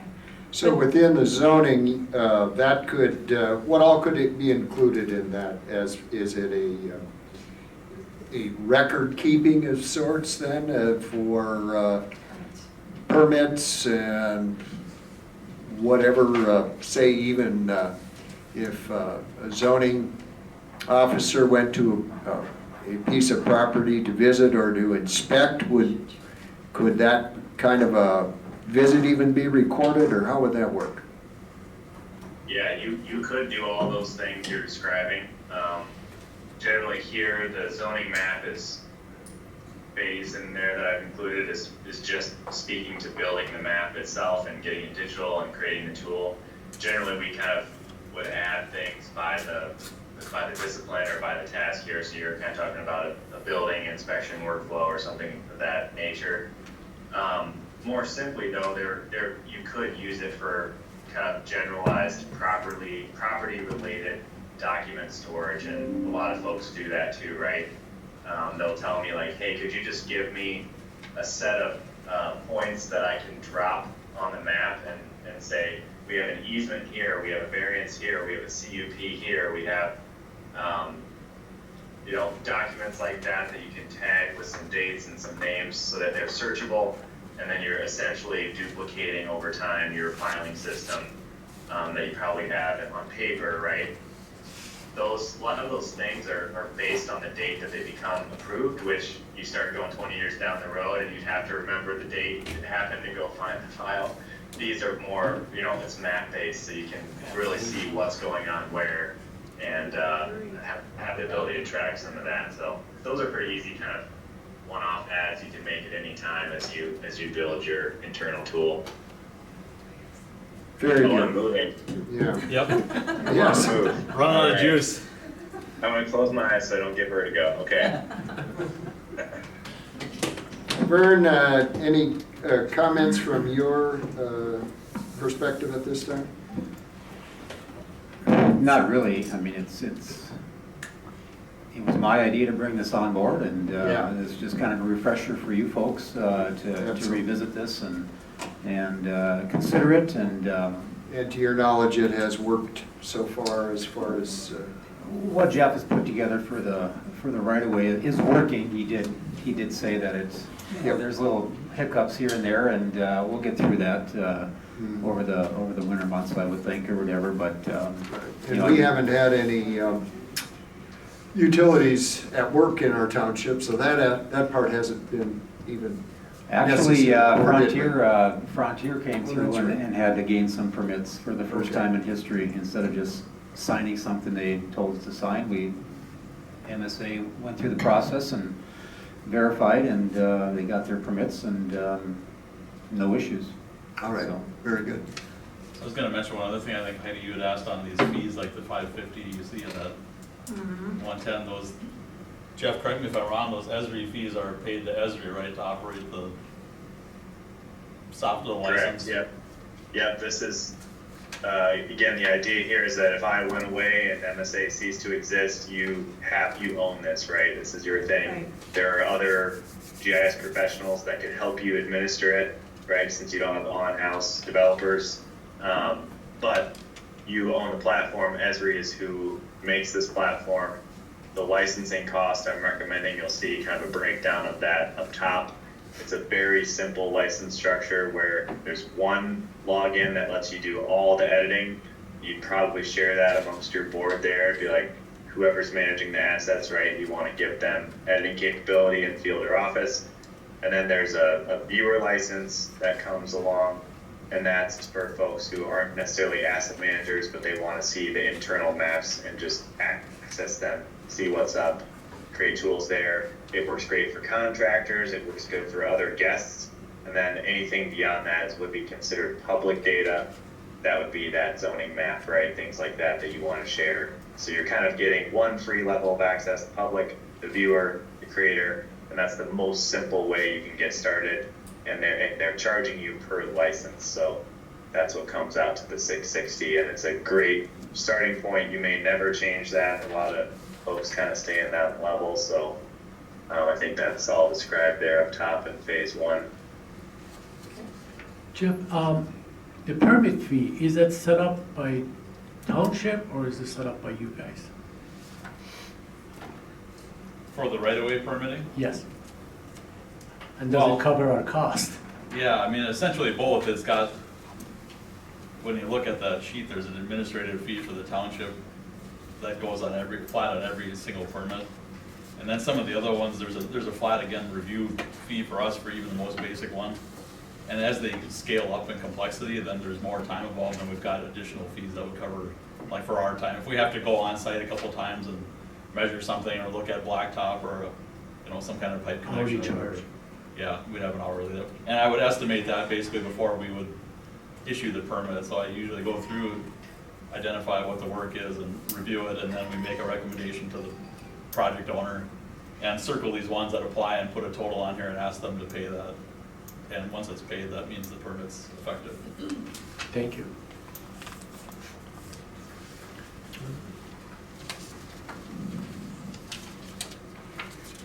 So where do we go from here, Jeff?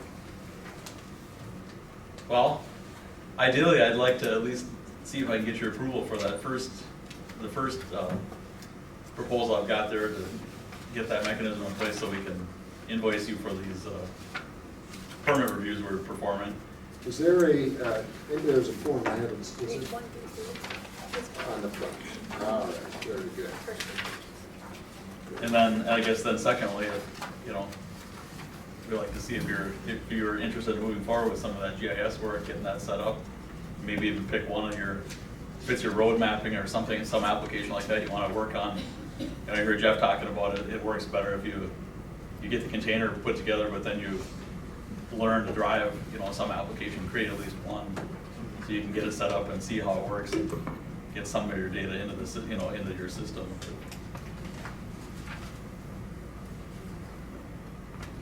And we can add as many of those as you desire, feel comfortable doing or see you need to do at this point in time.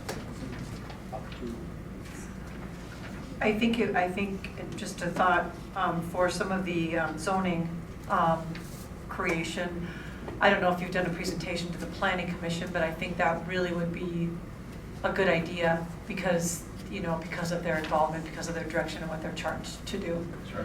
And pick their brain and tell them what your options are for moving ahead with that.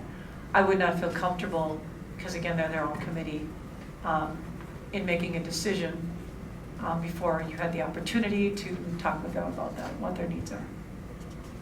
Okay. I agree with that.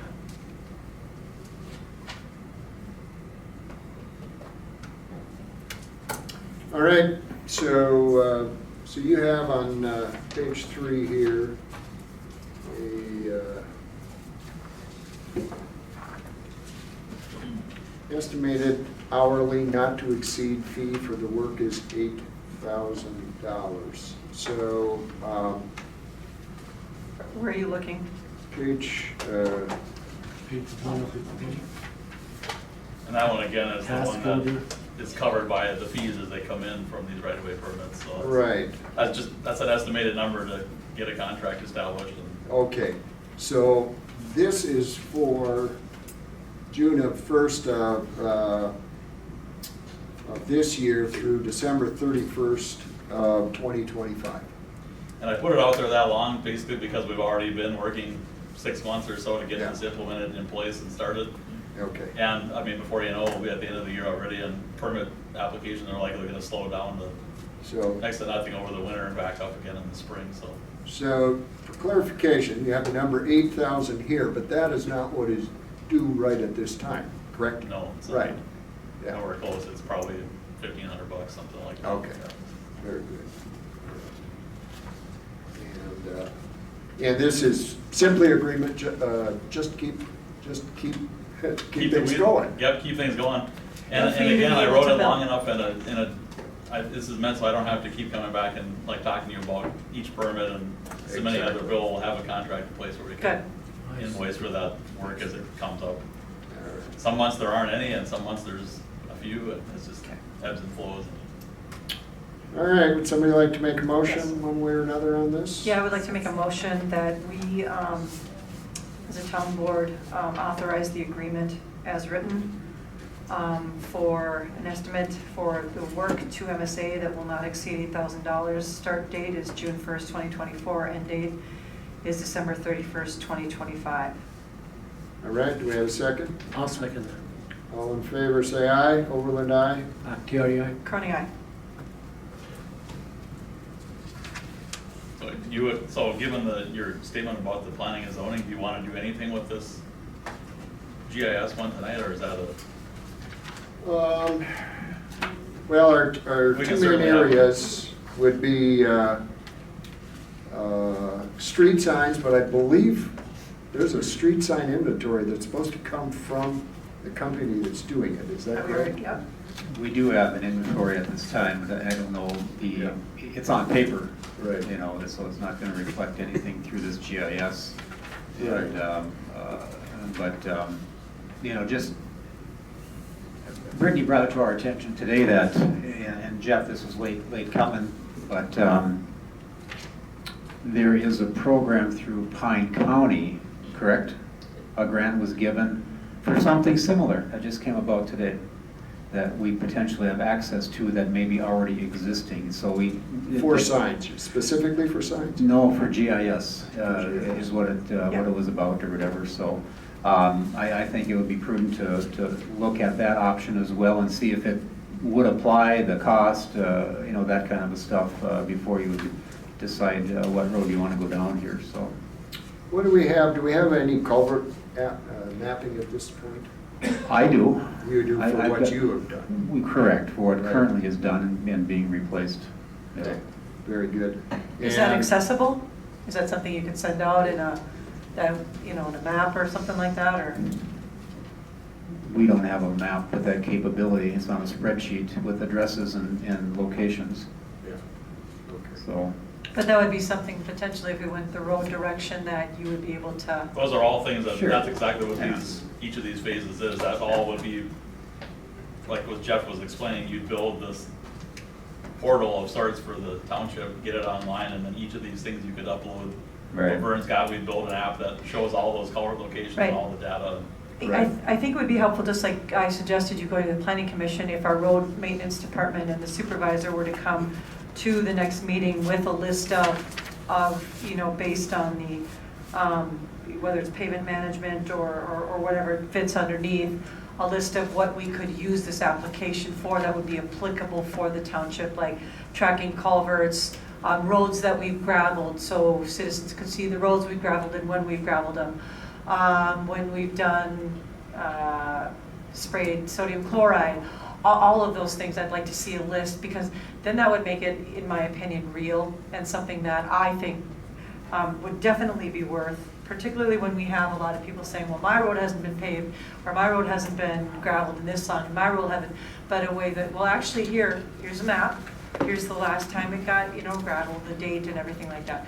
Those are the kinds of things that would really show the township's, you know, power being transparent and really be trackable in a form that anyone could be able to go on and said, I would absolutely love to see that. Do we have anything within our system we don't? So the only thing that's currently done is the road report I give every month is posted to our website with exactly what Heidi just talked about. So all the information is clearly defined in our website for anybody to view at any point in time. All right. And everything, and that's everything that's happened since June. Since June 1, 2023, that's correct. And it could even be something that potentially we could put up there, not just stuff that's behind us, but then stuff that we're looking to do for construction season 2024. Here are all the different culverts that we're proposing to.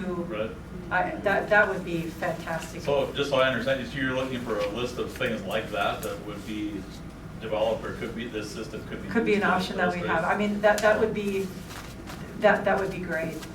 Yeah, because then that would really help me understand what it is that you're getting for that. Sure.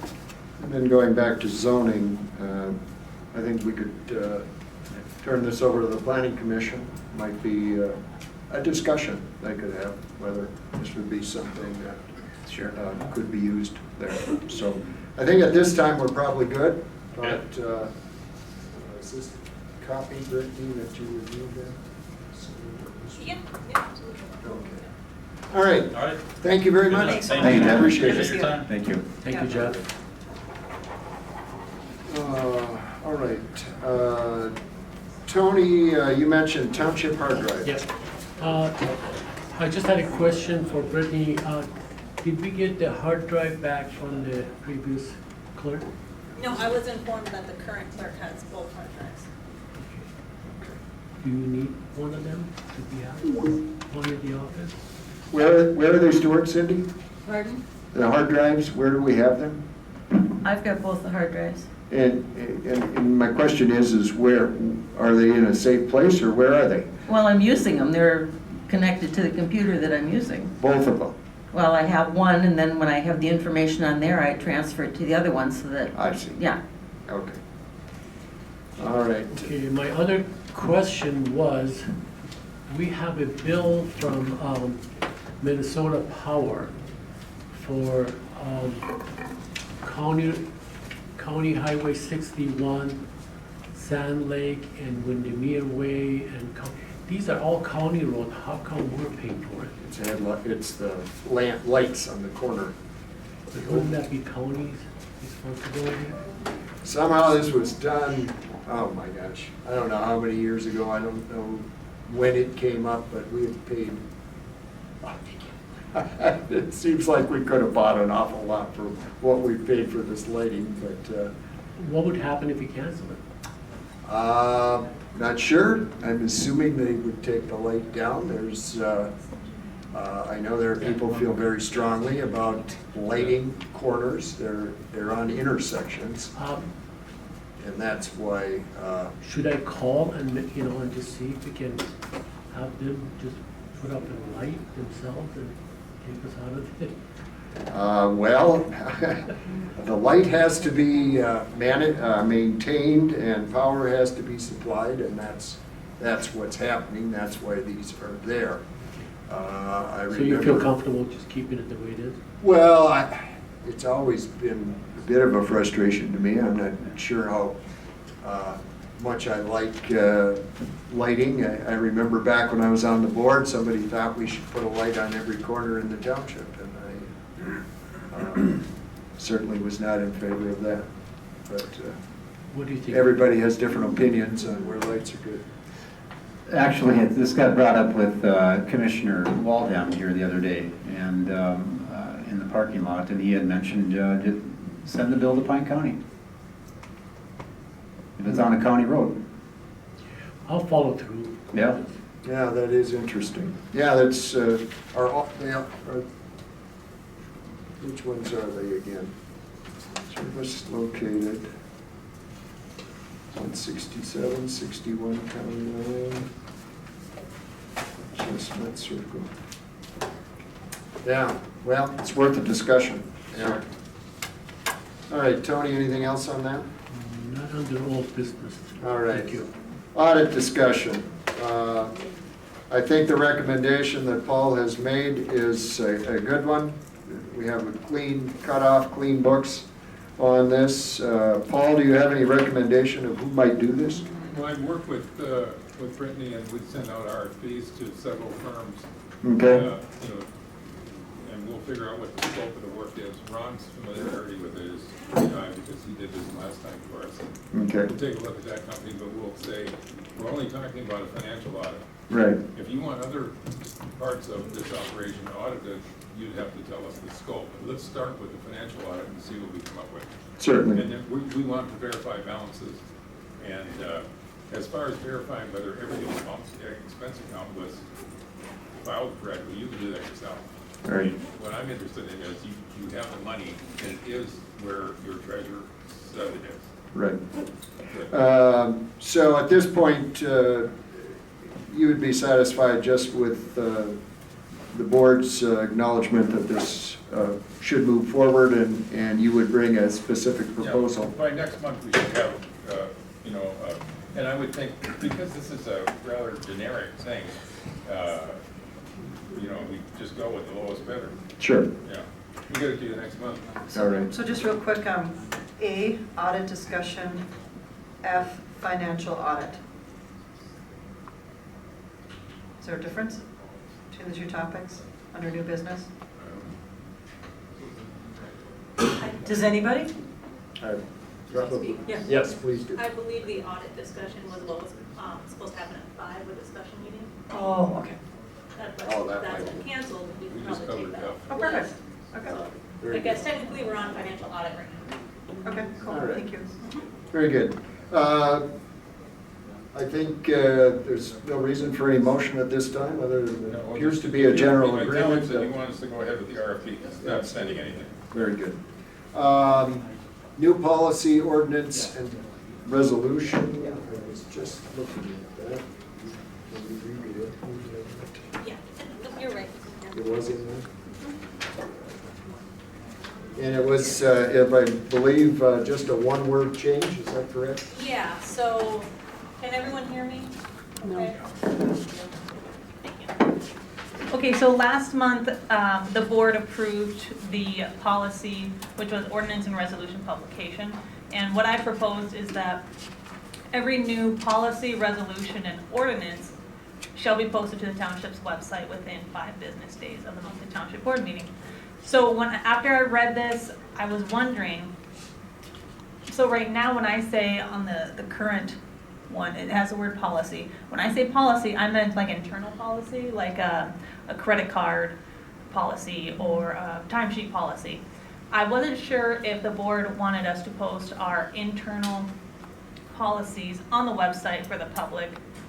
So that's why I wrote the new one, which would just say if any resolution or ordinance has been approved, it will be posted on the website. And therefore, any internal policy would not be posted on the website. That is up to your decision, your discussion. I just didn't know if you wanted internal policies, which we do not have any right now. But hopefully in the future, there are some. So I didn't know if you wanted internal policies on the website for the public or not. What would be an example of like an internal policy versus something that wasn't? So I would like to do a credit card policy, who can have it, how much each person can spend. Another policy would be sick leave policy, or Something like that. something like Okay, that. perfect, I got you. Which we, like I said, we don't have any yet. Yep. Do you have an opinion one way or another?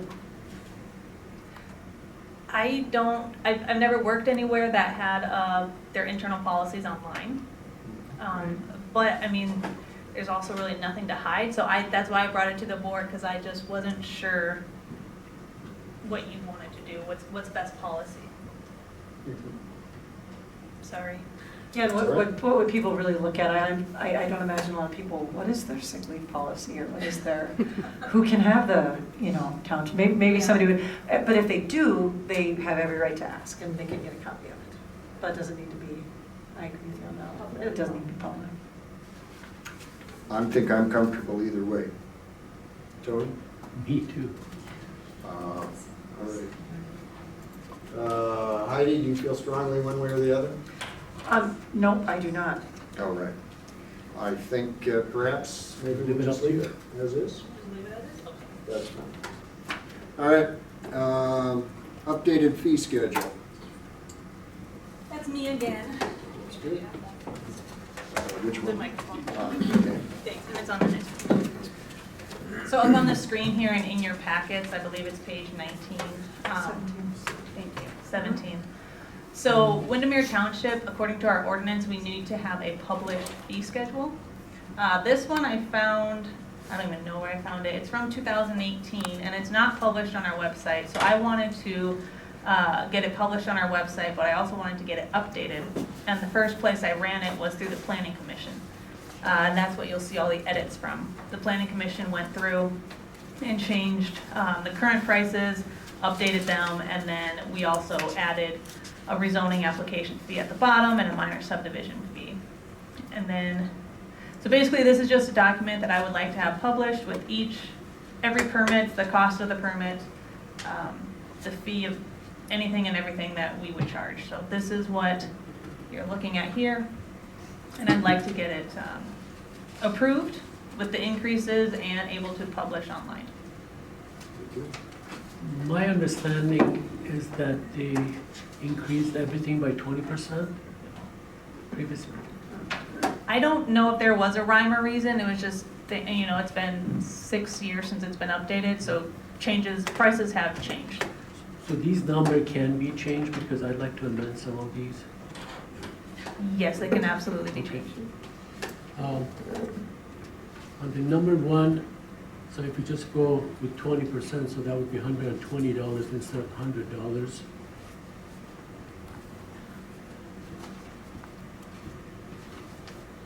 And, Mr. Bacchiari, what is your reason for 20%? that's what Planning Commission talked about. Mr. Well, Wigan? or is this what they decided on? Yep. What, This was discussed, I think. this by is the- what was decided on. That was the motion made, seconded and carried. Right. Okay. And it's sent to you for Yeah. This is So what they this recommended. was their edits. You maybe don't have the right. Well, I got this one, but I Yeah. had this before. Okay. That was from the planning commission. So So what is the it that one you're that I looking got, at? so that was already increased by 20%? Because that's what I did, I went and I increased each one by 20%.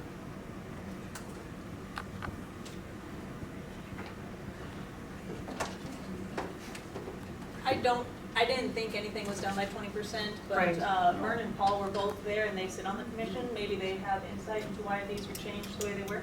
This is the planning commission was asked for a recommendation. So we, hobbled through it and then at long last, towards the end of the meeting, we arrived at Microphone. most of. No one can hear you, Mr. Moran. You gotta get a Give him your mic. microphone, Heidi. I guess on behalf of the planning commission, I'm saying we were asked by the board to give a recommendation. And the numbers that are on this sheet that were typed into it were the numbers we were given as that was existing. And so the cross out of the typed in numbers and the written in number is the 20%, with one exception, I think, where there was a $75 fee and we changed it to $100. And the thought was simply, the only discussion we had was, it's been a long time and these are quite reasonable fees. On the other hand, as a rural township, we don't deliver a lot other than the face value of the, whatever it is we're providing in terms of the permit. It's not that we have, a lot of police protection or curb and gutter or. It's orderly water growth. tanks, so- Yeah, so that's, Yeah. so this is the amended one. So the amended one, so on number 1, is it $100 or should it be Can I have 120? my sheet? 120. Yeah, I'll go through. Sounds like that's the proposal. Okay. Okay, number 1 would be 120. Number 1 would be 120. Number 2 would be 300. Number 3 would be 120. Number 4 would be 120. Well, the red one, it looks like that was already changed from 75 to 100 though. That was already. That's the sheet I received from planning commission, so I haven't seen this sheet yet. I don't know where those numbers came from. But I mean, if that's what you want to propose, then that is your Certainly, yeah. ability to do so. Are most of them the same? Doesn't look like it. Most of them have been changed. Yeah, some of them have been and some of them weren't. Like the first one wasn't. Second one was not changed. 3 was not, 3 was changed, 5 was changed, 9 was changed, 10, 11, 12 were changed by the. I mean, these numbers are not, But if you want to propose those numbers, you absolutely can. instead of going through all of these, should I just send you a copy? No, we need to, if we're gonna approve it tonight, we need to have Okay, solid so numbers. we're at Pole Barn, my recommendation is $120 for 1,200 square feet. Storage shed, $120. Then, on the fee for return visit, instead of 25, would be $30. A fee of $30 per hour plus mileage. Then, a late application fee, variance application fee would be $500, I'm sorry, late application fee would be 400, never mind, let's just go to the second line, yeah. Variance application fee, $500, additional fee of $450 instead of 400. So you're leaving the application at 5 or at going to 6? Yeah, the application fee wasn't changed. Number 10, conditional use application was changed to $750. Yeah. The conditional use, yes, it is $750, but I'm talking about the one above. Number 9? The variance? Yeah, I don't have any numbers over Oh, here, so. okay. The variance. Various application, $500, an additional fee of $450. Conditional use application, $750, additional fee of $450. Grading and filling, $100. And the request for vacant lot, okay, that one I wasn't sure. Request for vacant lot evaluation, I kept them at 100.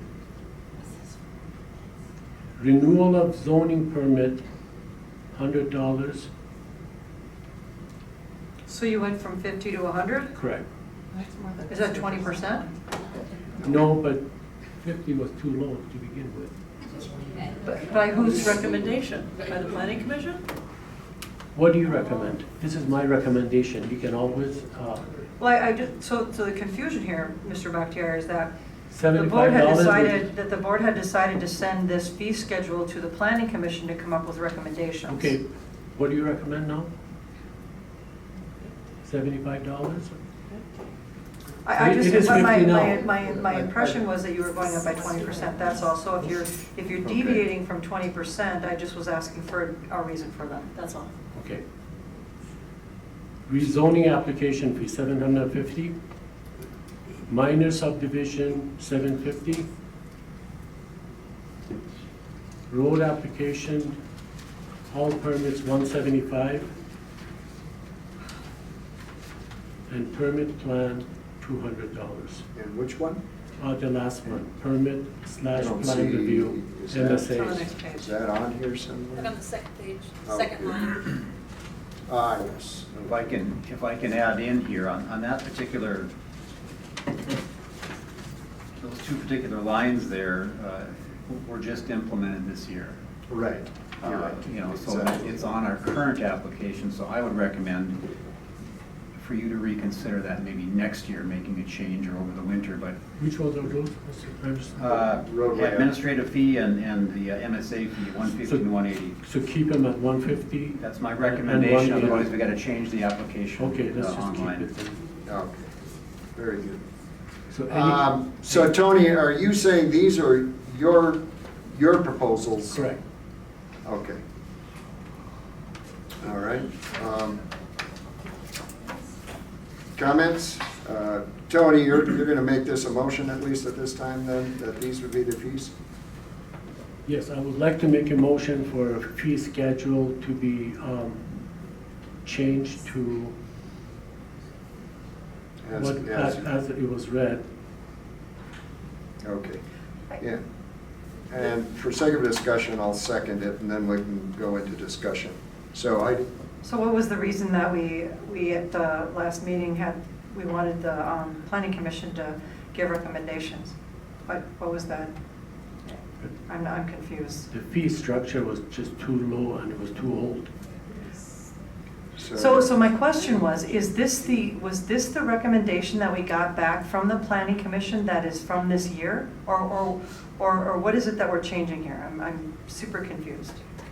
Yeah. Go ahead. So at the planning commission meeting, I brought this forward. Yeah. Because it's from 2018. Sure. And in our ordinance, it requires us to have a publicized fee schedule. Yeah. And so I wanted to put this publicly. And I said, this is a fee schedule from 2018. Planning commission, do you want to edit it, change it, et cetera? And the red is what I remember their changes being. The recommendations? Yes, from the planning commission. And then it sounds like Supervisor Bakhtiari wants to increase those due to just excess costs over the last 6 years. That's what it sounds like to me, but. Tony, is that correct? Yes, my understanding was that it was raised, it was recommended for 20% increase. Well, And that's exactly what I did, 20% increase. But the point is like this, if you look at number 3, garage boathouses, it was 75, and the planning commission recommended it go to 100. Now you're taking that recommendation of 100 and you're increasing it at another 20%. So in essence, you're increasing it 40%. This is in this packet, Yeah. on page 17. Well, the planning commission might just clarify that, we weren't very anxious to operate on this. In fact, it was kind of a stalemate, if you remember, at this meeting, those of us that are on the committee. And it was stated, the town board just wants our recommendation. We're not setting. Yeah. We were not intention, we almost dropped it because we're not setting these fees. You're setting them. So I said, we would just give them a recommendation. And it was mostly 20%. There were a few exceptions where it was more. Okay. So Heidi, are you saying you have a problem with what Tony is saying, or just how it was arrived at, or what? What I'm saying is that we asked them to do some work, they did the work, and by increasing it by 20%, and now as a board, we're increasing an additional 20%. So my recommendation would be to take the planning commission's work, which was increasing it by 20% for certain ones, and leave that number as is. And if we want to increase the ones that it doesn't look like we're addressed 20%, I'm more than comfortable in doing that. But for number 3, the garage boathouses, they went from 75 to 100. I think we should leave it at 100 per the recommendation. For the ones where they weren't addressed, like number 4, pole barns, garages over 1,200 feet, looks like they didn't recommend an increase there. I'd be comfortable increasing it to 120 so that it's consistent throughout. Okay. That's what I'm Now, saying. Right, well, okay. Over 1,200 feet, 120. And I guess my concern is for fees returning to the site, the hourly wage for the zoning administrator is already made. So why are we giving an increase to the zoning administrator? Or I'm not even sure who that would go to. You talk about the 25. Talking about the fee that they would be charged for them to come back. So they would pay that to the township. Okay, got it. That makes sense then. Yeah. Okay, thank you. Yeah. Okay, perfect. So, Okay. That's all I'm saying. So like for number 9, I wouldn't go from 275 all the way up to 450. I would keep it at their recommendation of 400. For the variance application? mhm. So for numbers 3, 4, 5, 9, 10, 11, 12, all of those numbers would stay, we would take their recommendation, and then the ones we would increase are the ones they did not address, such as number 1, number 6, number 7. Oh, and it doesn't look like Mr. Bakhtiari wanted to do anything with 13 or 14, so those would stay the same. Those were good. Okay, Those were. that's what makes Absolutely. sense. Go ahead.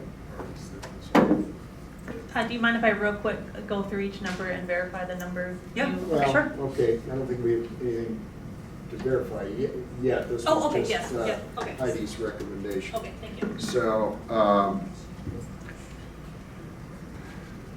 looking at some of these fees and applications, I don't know that they're I don't know necessarily why there would be pole barns and garages over 1,200 feet, or garages and boat houses that are under that. Scott, is there any less work done by you to It was just do one under or over? No, it was just a number put that up to 1,200 square feet. It was just a difference in fee schedule, that's all. Yeah, I don't know why they can't both be 120, and, yeah, I mean, there's equal amounts of work done. Yeah, that's fine. You know, that makes sense. Storage sheds, again, we've got people going out and doing work. I don't have any problem with all of these first four, or for the 4 out of 5 of them all being at $120, and then the commercial building at $300 Okay. would be my recommendation there. Because there's $30 an hour for inspection fees, variance application.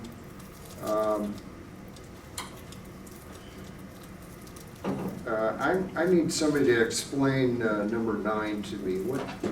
What is that? What's the additional fee of having their permit reviewed?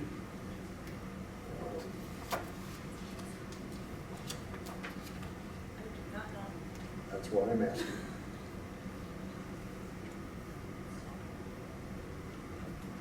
I guess my understanding is the variance fee to go to a variance meeting is $500, and pretty much then it's agreed upon. I guess the additional fee would be if they tried to modify it later and we had to reassess or relook at maybe if the plans fit into what the ruling was from the board. Additional $400, $450, $400 will be charged if the property owners cannot comply in having their permit reviewed and acted upon at a regular meeting. Like a special meeting? Or would that mean if they had their builder coming in and they needed a special ruling on something and I had to review it and touch base with everyone involved if they were okay with it? So in a variance application, that's heard by the Board of Adjustment, not the Planning Commission, correct? Correct. Okay, so all Board of Adjustment meetings, there's no regularly planned ones, correct? No. No, I don't believe so. No, so if somebody applies for a variance, they pay their $500, that should include the hearing. Correct. Correct. So an additional fee of whatever will be charged if the property owner cannot comply in having their permit reviewed and acted upon. Wonder if that means they missed something and the meeting was set and they didn't show up? Would that be? No. No? They're charged the fee regardless if they show up or not. Yeah. It should be collected. But, so what's the additional fee?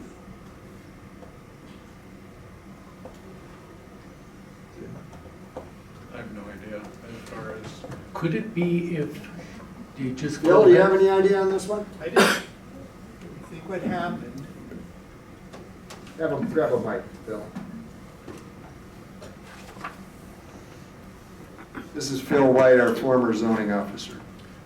what happened, and I'm on the planning commission too, what we were applying the $500 to approve or disapprove a variance.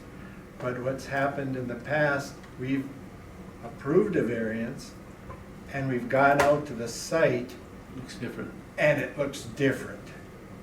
Then there's another $475 charge, or we could even make them take that down because it wasn't in the variance. Well, people go, well, I thought I would just add this on here.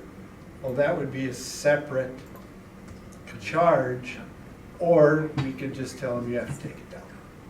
So that's an option set up for Scott Okay. as the zoning. So I wonder if, do you know if this could be worded in some different way?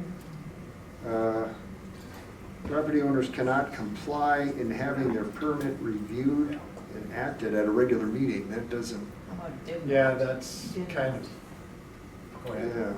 yeah. Property owner does not comply. Did not comply with the original variance. Yeah. I think did is a better word. Okay, wow. All right. Let's see if we can come up with some better wording on that. I think the 450 is fine. If somebody is messing around like that, that might be fine. I'm sure it has happened before, so that's why It it's has here. happened and it just might happen again. So conditional use of $750, additional fee of whatever will be charged if the property owners. Okay, that's the same wording there again.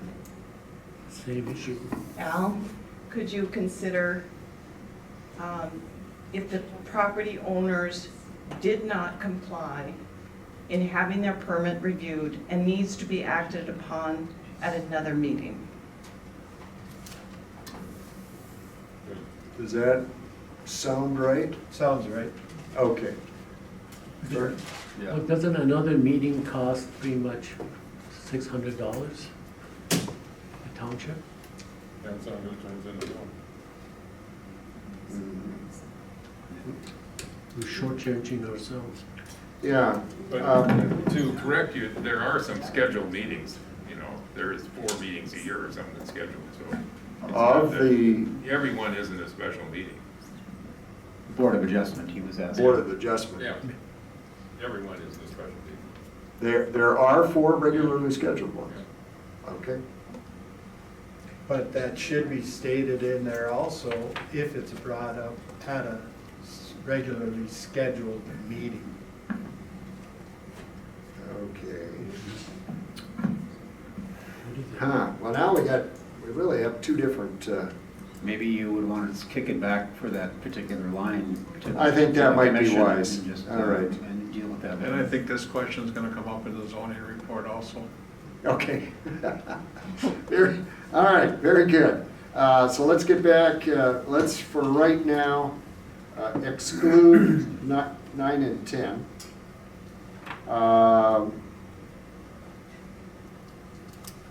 For grading and filling of a lot, that's just what it sounds like, I take it.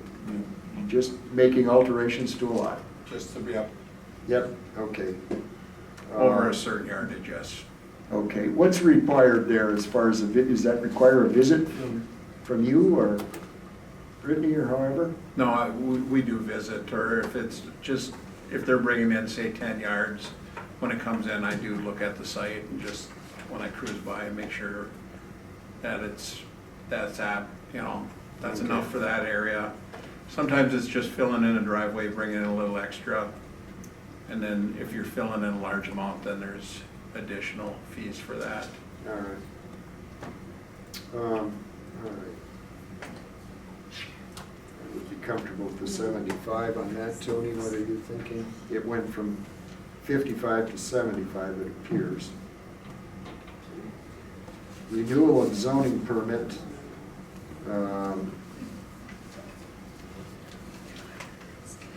Okay. Tony, you recommended 100, you thought? It looks like it was 25, went to 50, and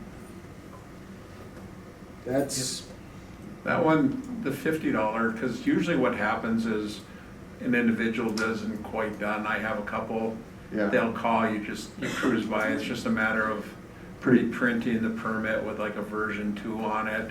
And you collect a fee and then they get 1 more year. it's pretty quick clerical, is what It you're is saying? pretty quick, yes. 50 is good? I think 50 would be good. 50 would be fine, yes. All right, so let's, I'll read what I have. Number 1, dwelling manufactured homes additions will be at $120 plus 10 cents a square foot over 1,000 feet of living space. Commercial building, $300 plus 10 cents a foot over 2,500 square feet. Garages, boathouses, pole barns, garages over 1,200 feet, storage sheds, Decks and lean-tos would all be at $120. So number 3 is 120 also? Yes, all three there. Garages, boathouses, pole barns, garages over 1,200 feet, storage sheds, decks and lean-tos. Okay. Then increase of $30 an hour for revisits, however.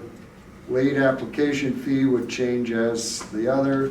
9 and 10 we're going to review at another time. We get that wording straight. Grading and filling would be left at 75, and lot valuation at 100. Renewal at $50, and then the last two are new at $750. All right. Did number 7 change from 25 to 30? Yes. That one. Yeah, Thank you. both of those went, both 6 and 7 went to $30 plus mileage. All right. I'm fine with that. So, I will make that a motion. Do we have a second? I'll second that. All right, discussion? Hearing none, all in favor say aye. Overland, aye. Bakhtiari, aye. Cronin, aye. All right. So, tax forfeit properties in conservation memorial. Yeah, so, It's in the packet here, right? Oh, yes. thank you. So I received this at the beginning of the month from Pine County, and it looks like what they're doing is they are proposing to dedicate the memorial forests in honor of our military veterans, and they're making those memorial forests through tax forfeited properties. Some of them are in Windemere Township. This was dated August 2nd, so we don't have much time, but I wanted to bring it to your attention in case there were any concerns from the township or public comments that wanted to be made to the county. Otherwise, this will just go ahead as planned, is that correct? Unless we had some disagreement with it. Or another township had an issue with it. All right, discussion, Tony, any? I don't have a discussion on that one, but I think let's just go through that first because I got some good Okay, information. that's, yeah, no, that's just this one. All right, Heidi, anything? No. All right, and no action needs to be taken, correct? No. All right, good. No. All right. Okay, on the, Okay. Yeah, go ahead. tax forfeit, on September 3rd, myself and 2 people from Lake Association that I'll talk about that later. We went to Pine County, and I realized that Pine County tax forfeited property, that they charge, they say 5% of all tax forfeited sale property not on property subject to settlement, which as of December 31st of 2023 was $275,551. That goes toward blights. So there is a money available that we can go and apply. I don't know how much of it we can get, but I go later on with the Lake Association how much we got from Pine County. And the other thing is 20% of all tax forfeited sale goes toward park and recreation. Like we had Jeff talking about the park and recreation, there's $605,548 in there as of 12/31. That can be requested by the townships? Is Not what you're that, saying? not all of it, this is No, for all the but- townships, yeah. obviously, but most people don't know about it, Yeah.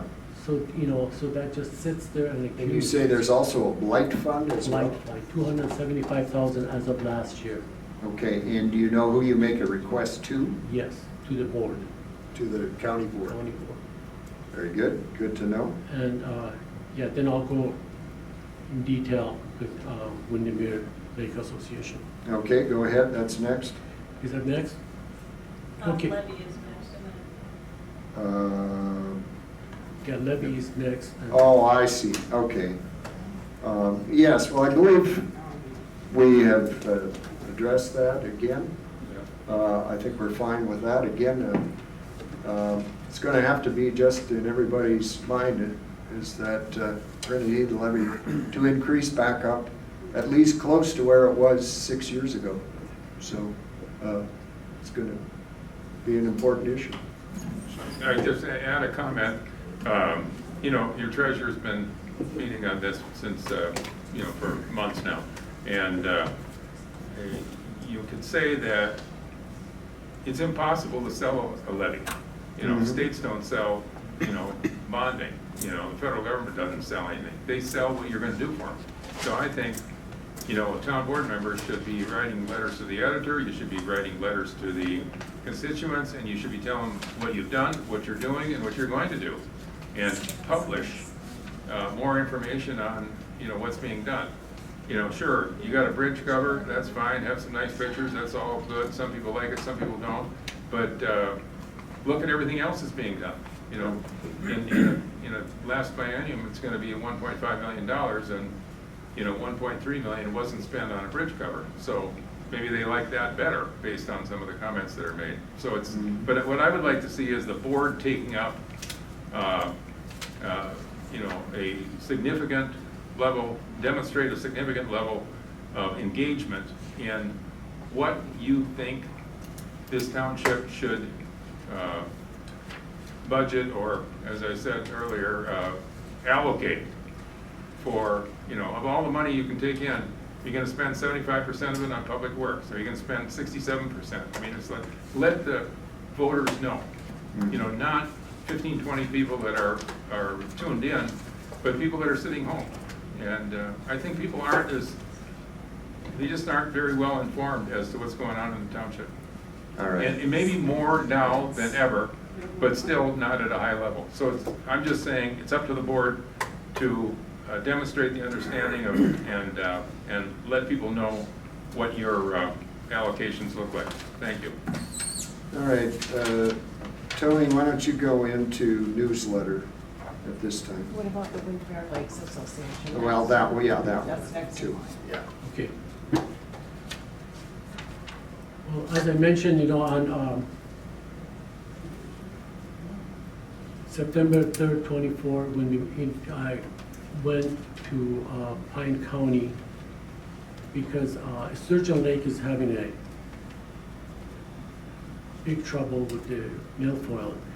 It was was managed. It started out at 40 acres, then it was managed to 14 acres last year because there was no snow cover.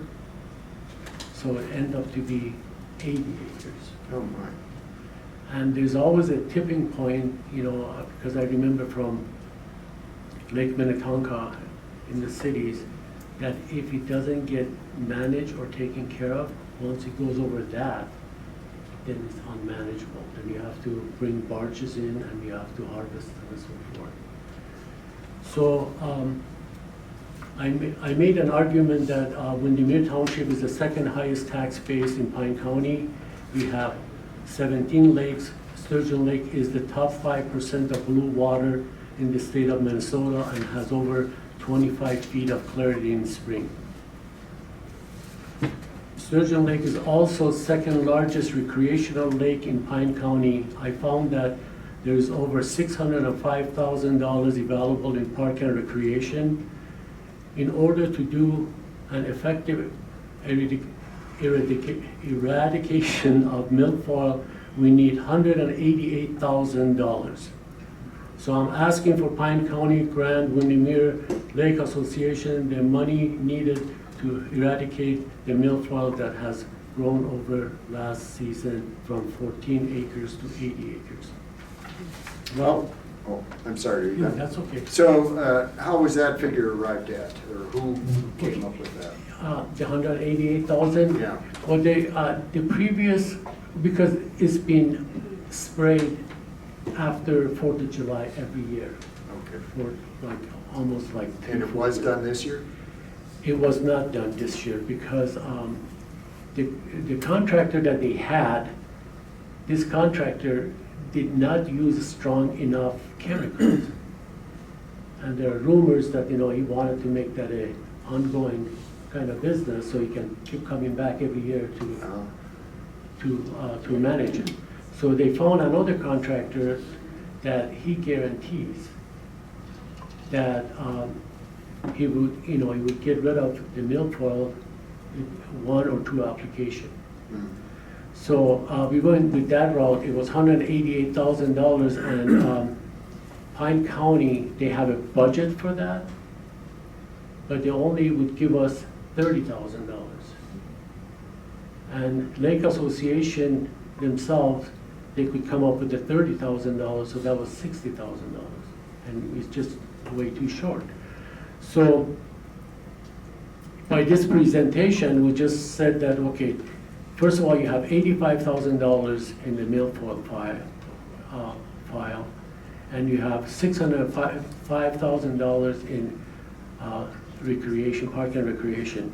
And Sturgeon Lake is a recreational lake. So we try to just go through every, single, way that we could secure that money. To make the long story short, we end up with $85,000 from Pine County, and then with the $30,000 that Lake Association is going to do, it's going to be $115,000, and they're going to have a discussion whether there's, they can add any more money out of the park fund.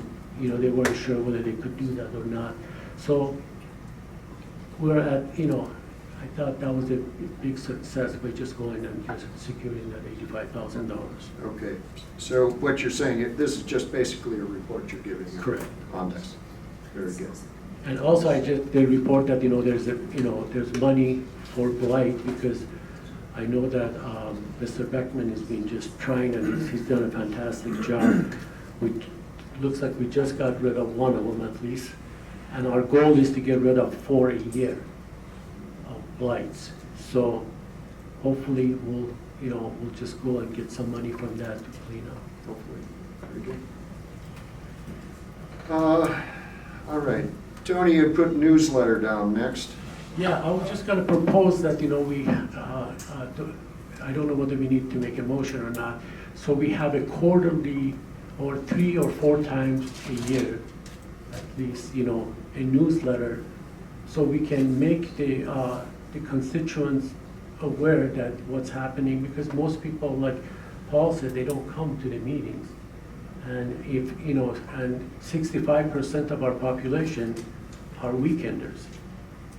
So, this way we can just pretty much let them know what our goals are, what we have accomplished, and what we're going to work on in the future. I'm proposing, I don't know whether it's, got to talk to Brittany first. Brittany, have you had any experience in this? Newsletter? Writing newsletters? Yeah. Yes, I have. Okay. And do we have any idea what kind of cost we're looking at this? And we have names and addresses available, I assume. It can be either gotten. My proposal is probably for the first few times we mail to every, then we can put them on the, once people get used to it, and we can put them maybe on the Well, website. if we get a newsletter out to everybody, we can certainly encourage everybody to get onto Website. the email sites. And then, but without having them do that, we have no way of reaching them. So I think at least a couple newsletters might be very worthwhile. So, So if it's feasible, I think October would be a good one to just to kind of introduce the candidates, and get the word out, and for, BND. Yep, that So- would be true. All right. So, do you want to make that a motion? Yes, yes, I would like to make a motion to have, I want to say quarterly. Is it feasible, or? Well, let's, let's just say at this time to put out a newsletter and For October? revisit it after we go with it, try one. A newsletter for October and then revisit it after that. All right. I'll second that. Discussion? Yep, how, would it be 1 pages, 3 pages long, what's the cost, who would get, you know, I have, again, I like the concept, but I don't know what I'm voting for, and I don't know what the cost is. So we continually talk about the money that's going out and the concern about potentially raising the levy, and here we're making a decision about an idea that, you know, could be very effective, but I don't have any idea of the cost. So Okay. I Well, am not in think- any way comfortable making a decision to moving forward with it until I understand what we're going to include in it, what the different topics are, and the costs of mailing it out as well as printing it. Fair enough? Yep. I'm a proponent, I'd answer that. Okay. Financial issue. 4 pages, it's, you know, like 211 by twice the size of a 8.5 by 11. It's a single page. You print it on both sides. You have a 4-page newsletter. You put in a masthead from a, you know, volunteer art department. And You can print it right at the office, is yeah, what you're saying. and we used mailing, which those of us that are candidates that run for any office know that it's pretty cheap, you know, it's less than 25 cents. So if you're gonna. 25 cents per mailing? Yes. And are we mailing it to 1,500 constituents? We're mailing it to, No, we have, mailing However it to the many- address. I how would many- think 2,000. the household. I would think 2,000, but Heidi, you're talking about $500. You usually, I'm not gonna say we spill more than that, but, I mean, I think you should count every penny. In this case, the benefits of this thing are so significant, the $500 for the postage and the $500 or less of the material and the, you know, low-cost printing. I mean, we're talking about printers that I'm familiar with the ones in Duluth, but it's very inexpensive to send this stuff out. But here's I'm gonna come at it from the Planning Commission, just support the issue, because the Planning Commission and the Board of Adjustment, we run in, I had 5 years of service on these things, and I want to take this opportunity to say, young people, get involved. Apply for appointment to the Planning Commission and the Board of Adjustment. But one of the things you'll find over the years of experience is people don't know, you know. I mean, we've had people, you know, in the not too far back here that have started building houses, putting on decks, you know, grading berms. And they rightfully can say, I didn't know. Okay, I understand. You I know, just was asking an idea Yeah. of the cost, so. So All right. more so- points than you were asking Yeah, for. But Yep. I think, you know, this is something that we can all add on. I think we should have a report from zoning, we could have a report from roads, we could have just each of the supervisors could put in, if you wished. Coming before the election, we could have something on each candidate. Certainly, the options B and D could be explained in there. There's lots of possibilities. So, all right, Tony, anything else? Not on that subject. All right, all in favor, say aye. Overland, aye. Bakhtiari, aye. Crony, aye. All right, next. Supervisor pay. Tony, you have that? Yep, I have that. We keep talking about transparency and rules and regulation and statutes and the reason I brought this up because we passed a resolution in January 2023 that set compensation for rates for township officers and employees. A motion was made by Cronin, second by Bakhtiari, to accept resolution number 2023-01, establishing a policy for the reimbursement of town officer, which in part states compensation. The following establishes the basis on which town officer shall be compensated for performing services within the scope of their duties for the town. On 2/1 meeting, town officers shall be compensated as follows: for attending regular or special board meeting. town hearing, annual or special town meeting or public meeting properly noticed by the board. Board chairperson, a monthly salary of $200 per month plus $110 per meeting. Board supervisors, a monthly salary of $200 per month plus $100 per meeting. The amount may change by a motion at the later meeting, but the terms of the resolution remains. It appears it's clear that attending any meeting other than meeting listed in the resolution do not call for compensation. How do you wish to proceed with this matter? At the same meeting, January 2023, we agreed to hire Becky Haas to assist the clerk with the scanning. At a later meeting, we advised the clerk to discontinue all the scanning until our IT staff review the need and advises us at any scanning. The reason I'm bringing this up, these are uncomfortable conversations that needs to be had, because the money that we're spending, it's not our money. They're trusted in our hands. These are the taxpayer dollars. These are the decisions that we make. And it looks like, we have two sets of rules. One, and we look at the people that they donate their time. Amy Prine, 0. Paul Horgan gets $0. And Paula Engstrom gets $0. These are all people that they're working just as hard as anybody else. For the fact that we already went through this, I don't know, Heidi, you come to a planning committee, you come in late, you spend half an hour in there playing with your computer. I go to those meetings too. I sit through the whole meeting, then you're getting paid $100 after we said, no, this is not allowed.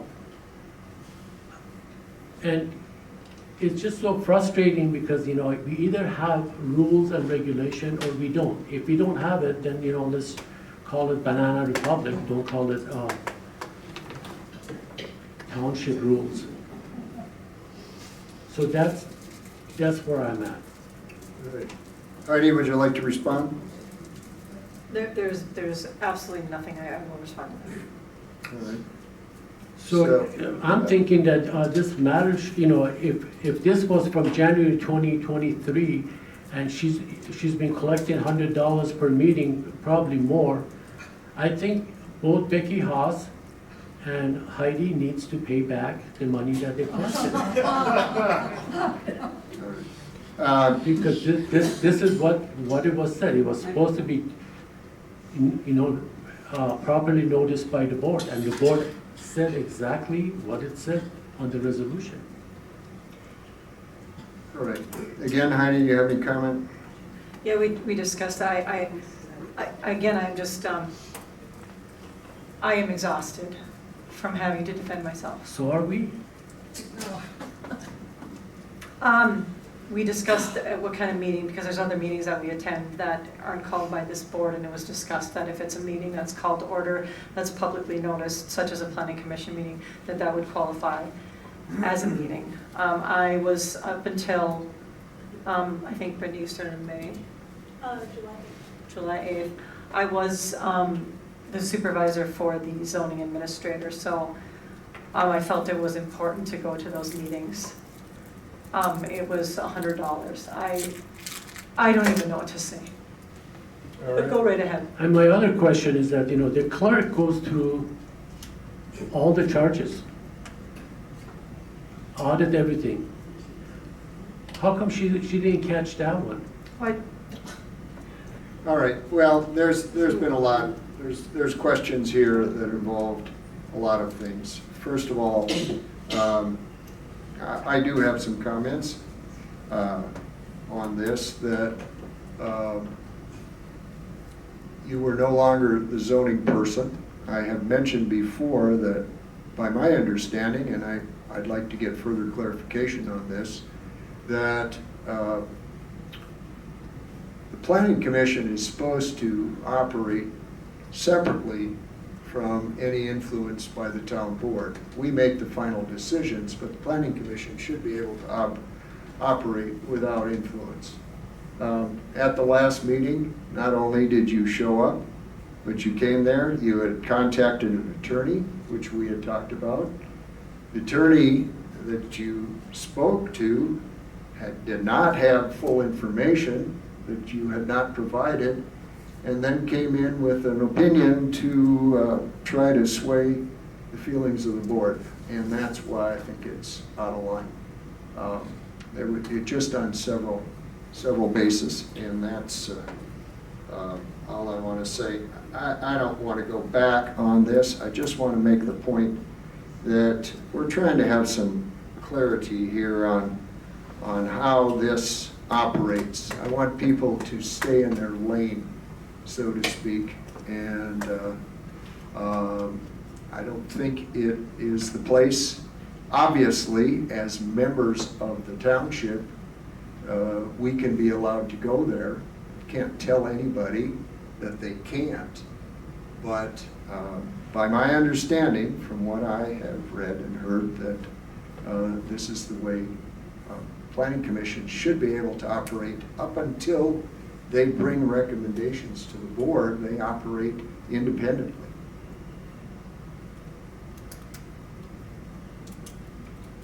And also, I'd like to decrease Vern Anderson's salary to $750 instead of $1,250. Can I comment? Yes, absolutely. I will donate my time moving forward. All right. All right. Thank you. Thank you. All right, very good. Any, all right, so let's just all try to keep these things in mind. So I have just a few comments to make and some questions to ask as well. So I've been on this board now for since January of Can I ask you what the agenda item is? board supervisor rather. I can let anybody else go first. Heidi, do you have anything you'd like to say under Not other? at this time. Tony? No. All right. So under this, I've been on this board now since January of last year. It's been an interesting ride, so to speak. And the question that I'd like to ask everybody out there, because I know it's my intent, I came onto this board and I try to do what I see as the best that I can for all the people of Windemere. Now I realize that some people don't agree with my decisions. Obviously, what we voted on the bridge was not popular with everybody. I remember when we voted to first Blacktop Halen Road. That wasn't very popular either, but it certainly used a lot. But it's been very discouraging to see some of the things that have happened in the township. Prior to me getting on the board, we had a gentleman call in and pretend that he was a local contractor. That's something that shouldn't happen. Very likely illegal. Then in last year, we had some people who sent stuff through the mail using a fictitious address and a fictitious name to send things to harass and discredit our road person and one of our supervisors. People look at Windemere and have questions and wonder why all the craziness.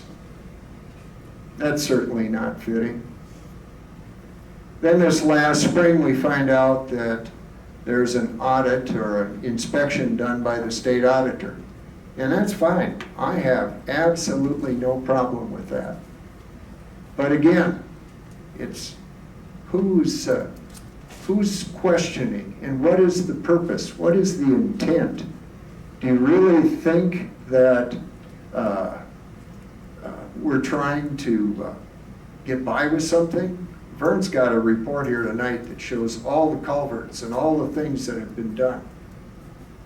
Again, I know my intent. My intent is to try to do the best for all the people of the township that I possibly can. And I have a pretty good feeling that that's what Vern and Tony are after too. And now, to top it all off, in the last couple of weeks, we have found out that somebody has requested an investigation by the FBI. And that's fine. I hope I get a chance to talk to him. There are some questions I'd like to ask, like, is it actually legal to send information through the or stuff through the mail to harass and intimidate employees using a fictitious name and a fictitious address? And now the FBI. I'm wondering, Tony, I doubt that you would have been behind this since this had to do with road. Heidi, do you know anything about this at all? What do you know? I know that I'm not allowed to discuss it, and I also know that I had nothing to do with sending it. And I also want to know that, once again, Mr. Overland, I am singled out, and I am put in front of the public to defend myself, and I have absolutely no reason, you have no reason to do that to me. And it happens time and time again. I am not singling you out. Well, you obviously said, well, it can't be Mr. Bakhtiari. Well, how do you know it's not Mr. Overland? All right, I don't know, but I would doubt that since Tony is the road supervisor, it would not make sense that he would report himself. And so my question simply was, I'm not accusing you of anything. I'm asking you a question. Is there anything you know about this? No, I know no more than you do. What do you know, Mr. Overland, about it? How did you find out about it, Mr. Overland? I just found out because I was told. And who were you told by, Mr. Overland? I was told by Mr. Anderson, and I'm going to let him speak to this at this time. So what is the topic? The topic is what of your... The point of my talk is, well, it's going to be multiple because right now there is a sense with the things that have happened here that there is a certain amount of harassment going on. And I'm going to recommend that we as a board find an attorney to look into this, because I feel that there is something behind here that is more about trying to harass and intimidate an employee than actually looking into some wrongdoing. And that's where I'm going with this. So, excuse me. In the past few weeks, there was some chatter in the air about this FBI investigation. And I really didn't know what to think about that until most recently when I was contacted by a local contractor and who's worked for Windemere. And he was approached in a local establishment and by a former township employee. The former employee asked the contractor, did you get the big call yet? And the contractor said, from the FBI? Of course I did. I got the call. And this former employee said, you gonna help us out? The contractor said, what are you talking about? Well, you're gonna help us bury him. We're gonna bury him. The contractor then stated, if you thought you had enough evidence to call the FBI, you don't need me to bury anyone. And at that time, the contractor the former employee just walked away. And basically ended the conversation at that point. However, this exchange was in a public establishment with many, many people present, including family members. And Everybody heard it. Everybody heard it. So after that, the contractor was then questioned by his family and friends, what's going on with the FBI? Why are they calling you? He didn't know what to say because he did nothing wrong. And he was asked to be part of something that he has no involvement in. To bury me? What does that mean? I find this threatening. The contractor finds it threatening, and this baloney has to stop. That's all I got to say. So with that, I'd like to make a motion that I be allowed to contact an attorney on this. It has come to my attention that Mr. Curry has somewhere in the area of 300 different clients, and he has been not always too busy to be attentive. And so I would like to be able to secure another attorney. There are some potential attorneys in Duluth that deal with a smaller area. So my motion is to be able to find an attorney and discuss this matter with you. Do I have a second? I will second that, and I think this has gone too long, and this is just getting to be dangerous, and it's going to be liability for the township and people. Everybody that they think it's a joke over here, they need to stop it. You guys stop it, and if there's anybody involved on the board side, I'm very disappointed. So, any other discussion? Yeah, well, if you're considering that this is a township issue and a township potential suit, that's why we have the Minnesota Association of Townships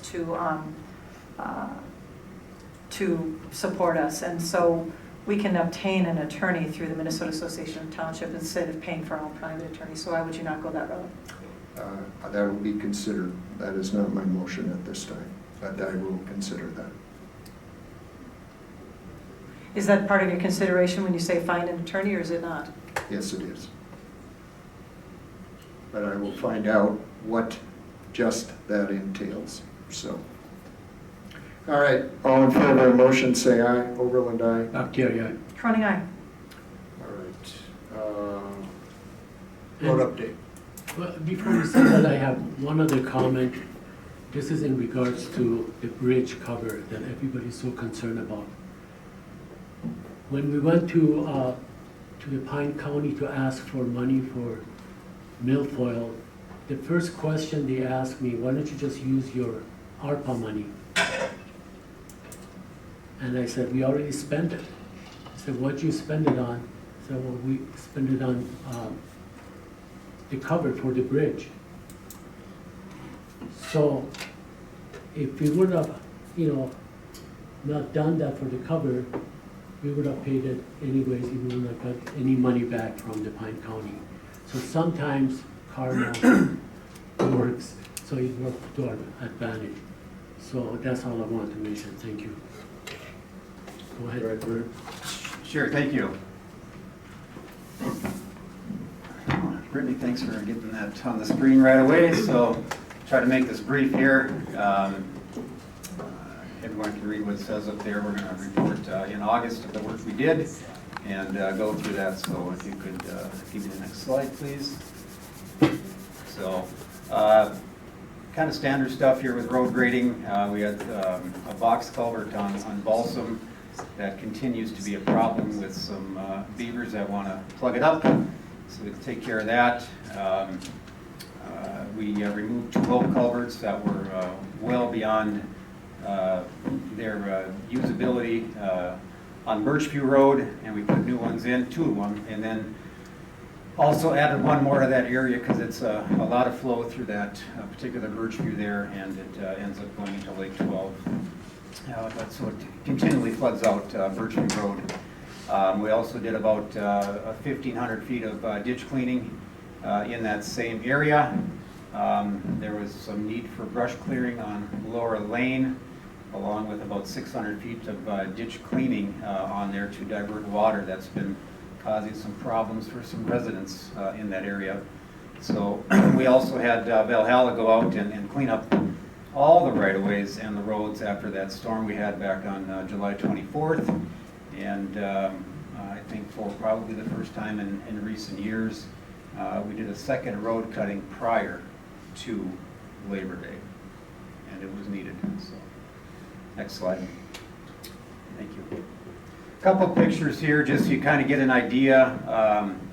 On the left is Birchview, which is a dead-end road, services 2 properties back there.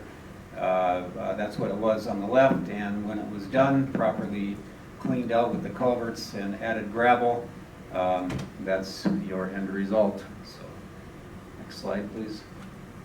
And here again is Lower Lane. The ditch was filled up with material, and again, the end result is on the right-hand side there. So, next slide. Interesting stuff here when we're digging up on Birchview there. We discovered that somebody decided to patch a culvert with a street sign, and so that's what you're seeing there. And on the right is what our friendly beavers continue to do on Balsam Road. And we've tried trapping them, and they've been pretty sly at this point, but they'll be gone after here again this fall with more trapping. So, next one. Here's our current grading in August. You can certainly scroll through there, Brittany, if you'd like, but it tells all the roads that needed to be done, and this will all be on our website if you would like further review of that. So now, the work in progress and scheduled work, the Sturgeon Island Bridge project, which I think everybody's tired of hearing about it. I know I'm tired of dealing with it. It consumed a lot of my time. And there's been a problem with the prime contractor on this county project. And he basically decided that he wasn't going to come back and do the punch list. And so I was getting a lot of pressure from constituents. And of course, the time of the year, we got contractors looking to put down asphalt and finish 7 or 8 driveways and approaches in that area, and it all hinged on this project being done first. Okay, and so with that being said, after a lot of conversation with Pine County Engineering, they were frustrated and they said, "Listen, why don't you guys finish the punch list? You owe us some money for some culvert that you ordered. It was $5,400." And get it done so you can get this project completed before the construction season is over. So in good faith, we agreed to that, and we are hopefully going to start the asphalt next week. So we moved along pretty diligently with contractors that were able to shift and pivot and just kind of get this done. So, which I just indicated there, the next line is the asphalt is they're going to start approaches next week if the weather's permitting. And nothing new here on line 3 about the signs, except I got an email, I think it came from Cindy from the state, where they had a excess amount of actual posts, some posts left, and they were at a tremendous discount. I think they were like 75% off.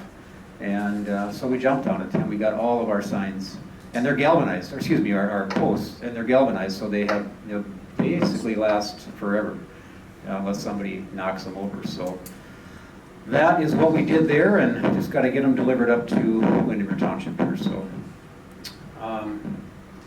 there is on the next slide, please, there is our list of contractors that have chosen to work with us, and we always thank them and appreciate their hard work here in Windemere. So, couple things here. Cindy, I reached out on the next slide. I'm sorry. Cindy, I reached out to you. We've had multiple inquiries from Kaminsky about invoices that have been paid.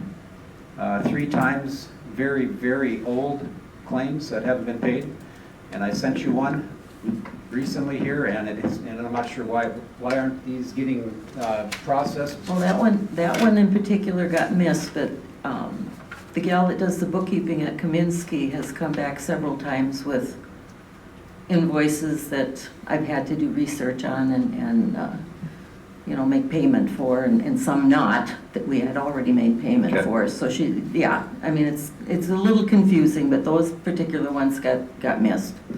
Yeah, because there was like 6 of them here over the calendar year.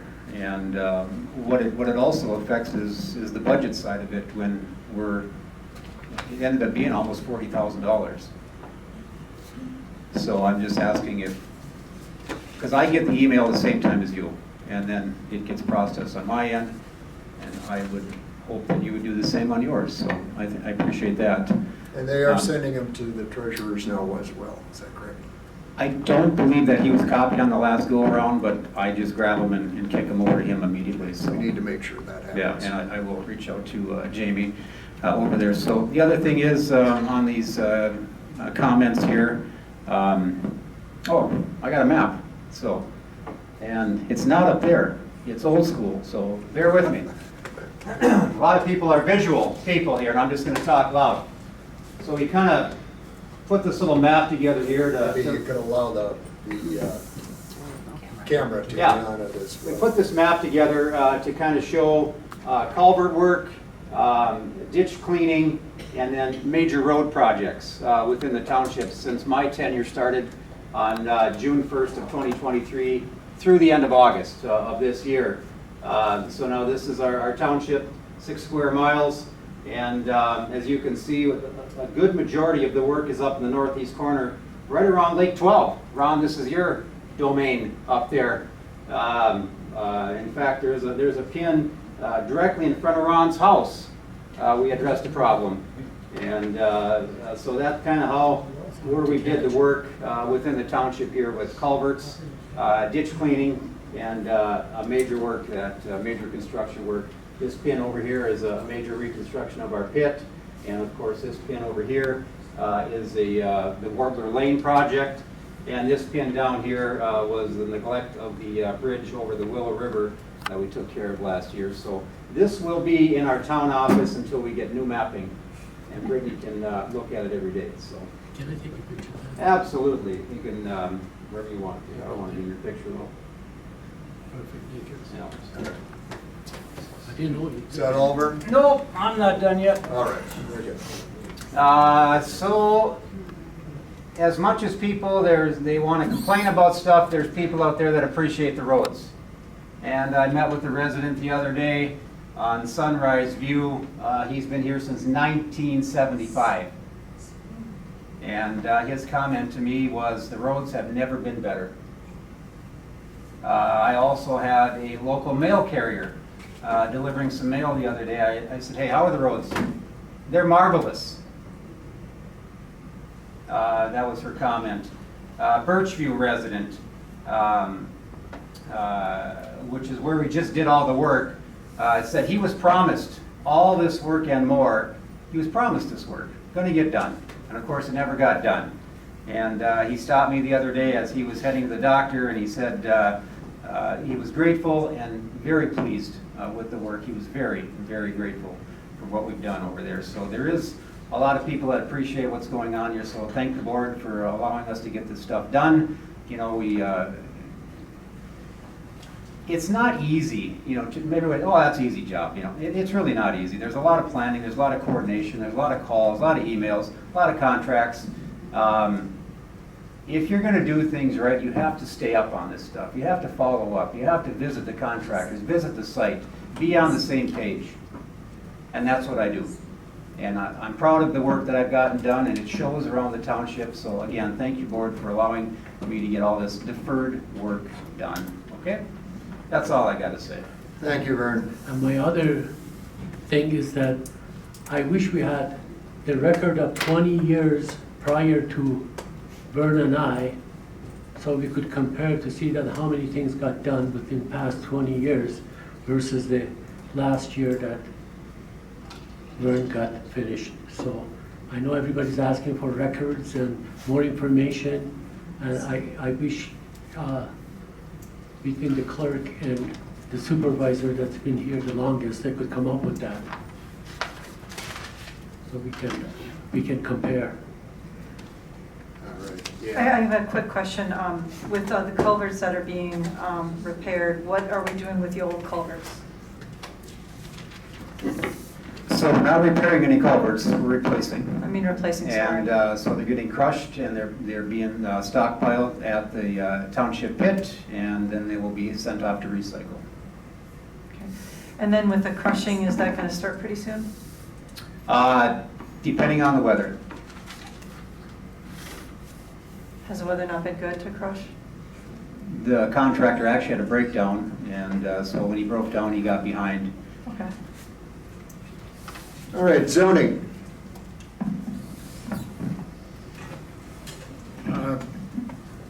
Been a steady month, probably 7, 8 new permits. We'll be at 97 permits so far for this year. The blight cleanup is going along well. If 4-year cleanup is good, we are on pace for that. We've cleaned up next to Amy Perrine's, Alder Loop, couple on, one on North Star, and there's one other that I'm not remembering right now. Having a lot of contact with the initial letters that I sent out. I have more letters going out soon. Been working on some land splits that just don't seem right to me. We have some land splits that have landlocked areas, which I believe is not what we require. I had some requests from residents on maybe leasing land from the state for septic systems. If there's some state land across from a bunch of residents and they would like to see if we could assist them in leasing the land and putting a septic system on it and keeping it kind of in its natural, and it'd be like a community septic system. Definitely something to work on over the winter. I do have a current issue. It's been going on for a month. A family did request a variance. The variance was denied. Permit was issued after the last zoning administrator resigned or stepped down. We've sent a letter. I've met with the family. I've attempted to contact their attorney. They were required to have 300 feet on the road, 300 feet wide. They wanted to do 1.8 acres. It wasn't allowed by the variance was denied. They had assistance and they superseded the request or from the zoning board. My recommendation is, I have a couple here. My first recommendation is that I'm able to have new legal counsel. Our current attorney is compromised, in my opinion, and is not, he may have been involved in the process that got us to this point. I do have recommendations for an attorney if that's ever wanted. Okay. And that would be? I'm looking at a name that was given to me as a Troy Gilchrist. I do not know him, but from a reliable source said he would be good in township type matters. Something to look into if you would like. Okay. Some more land splits and such. Also working forward with Brittany and with yourself on how we go about the citations, and my recommendation if we do go to court would be that the party remove the structure. The permit were issued by the previous zoning administrator. They've exceeded those measurements anyways, so it's, even if that permit was valid, they have overbuilt the project. And they have no intent on stopping. I've met with the family on a couple different occasions, and like I said, it's been a busy month, I guess. So I guess on a personal note, as far as Vern's pay, I think the board should review that, as Vern goes away and I go away, you're gonna need someone to step in these positions. And if you're not paying anything, that's exactly what you're gonna get. And I look forward to the next meeting when, you know, if that's the case, I'll follow suit. But I look at, I'll give you a month to figure that out moving forward. Also on a personal bit, I did take a request and do have a permit through Valhalla Tree Service for my personal residence. If anyone wants to review it, if they think there's any deal being had there, there's not. And when I pay the check will also be available for review. Very good. Thank you. All right. Let's work together on that, attorney. Thank you, sir. All right. Planning Commission, anything that needs to be reported? Brittany, anything? No. I think we're meeting next week, right? 24th? No, 24th. Following week. Correct, the 24th. 24th, yeah. It's the following. 24th, that would be it. All right, Fire District. Well, Moose Lake Area Fire Department had 22 calls last month. Out of 22 calls, 7 was Windemere, 5 was medical, 2 was motor vehicle with injuries. And they also would like to meet with us and sign the contract, new contract. Okay, so meet when and where? I will find out.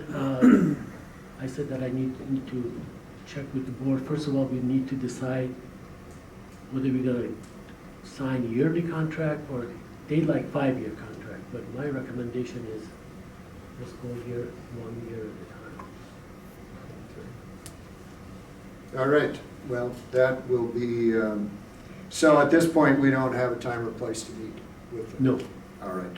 Because they And just you brought will it up. bring that to us at October? Yeah. Very good. All right. With that, we'll review the claims. Can I mention something else? Because I'd like to put an ad for Windemere Township is seeking quotes for 2024, 2025 snow plowing, ice control. Please quote hourly cost for plow trucks and operators. And I have the ad written, so this 1-ton truck with plows, single axle truck with plow, and tandem axle truck with plow, submit quotes and or inquire with any question. All right. So I see that. Yeah. All right.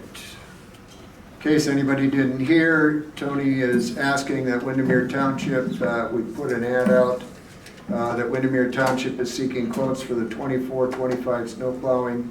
Ice control, please quote hourly cost for plow trucks and operators. List 1-ton truck with plow, single axle truck with plow, and tandem axle truck with plow. Submit quotes and or inquire with questions to coordinator@windemeretownship.com. We expect to award a contract for 5 miles of road west of I-35 and a separate contract for everything east of I-35. And I also reached out to City of Moose Lake and I asked them if they would take over, if they would be interested to give us a bid for, not a bid, quote for hourly charge to take care of that 5-mile radius, which is close to them. Oh, on the west side. On of the west side of the freeway. Okay. And I reached out to them yesterday and that was their regular meeting, monthly meeting. So I said, well, we can't put this on the agenda now, but we'll put it on the agenda for the next month so they'll get back to us. And the other thing that I wanted to add to that, I wanted to be anywhere from Pine County to Cold Case. So, we shouldn't be limited to, Sure. if some. Yeah, that shouldn't matter. So we can post this on our site as well. Exactly. So, And Vern, I'm sure if you have any input on that, you can. Sure, I can review it. You can Yeah, review that's it. fine. yeah. All right, Brittany. we'll Are you gonna have a time or a date due that you wanna buy? Certainly by 2 weeks. next meeting? We'll look at the timeline, put that on there, so. Yeah. So Brittany can put that in the paper. All right. Okay, Mr. Chairman, Yes. Okay, I'd like to introduce the claims to be presented tonight, $136,107.88. They're on 43 lines on your claim sheet. You all have a copy of this if you take it out. I'd like to address that for a moment to benefit anyone that's listening, would like to know how you process claims. I was listening to your meeting last month when I missed the meeting, so, and I know that there was some confusion, so let's start out with what we're presenting here. These are the claims that have been gathered, and the clerk has reviewed them and gave them back to me last Saturday, and I processed them. It's direct deposits number 1698 to 1704 and 1706, checks number 13642 to 674, and EFTs 24-20 and 24-21. So when you look at your sheet, there's, sometimes there's several claims by the same party, they get one check. The second thing I want to note is that, of course, the DDs are to you as employees and supervisors and so forth, those of you that get money. Cindy's not here twice because part of this was getting paid for being an election judge and running that whole thing. The bottom two items, there's either 2 or 3 each month. One is an EFT to PERA, that's the retirement plan for public employees. Some people qualify for it and pay into it. So there's a payment that goes there. And then EFT 2421 is federal tax payroll. So those two amounts are not in the total because, and I always should have noted to the right of the Fund 100, not in total. So add up everything else and you get $136,107.88. So it's that simple. I'll hand these numbers to Amy for the recording for the minutes. And how would you like to start with the? Just pass them down so we can. Okay, would you pass these items? Those are all the claims, and then we'll bring the checks in right behind. Sure, you can start with some of that.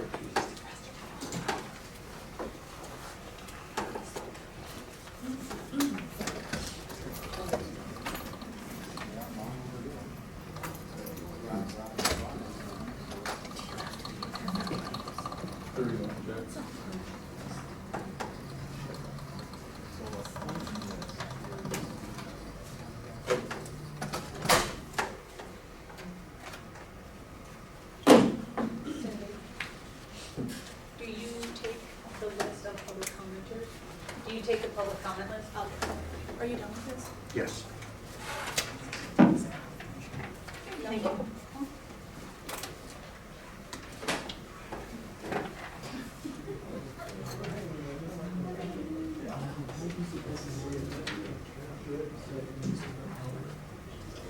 Do you want to pass it?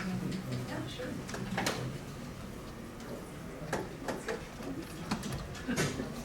What do you think on that?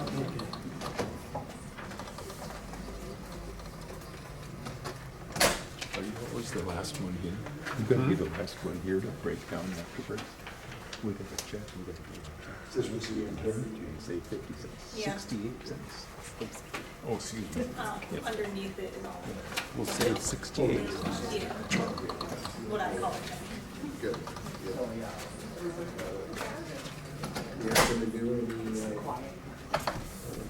I'm not gonna be doing that, not As this a year. As a township. Oh, you are? Okay. Well, let me know on the pizza. Yeah, read this, this. I think it's just 4 or 5 of those, that's it.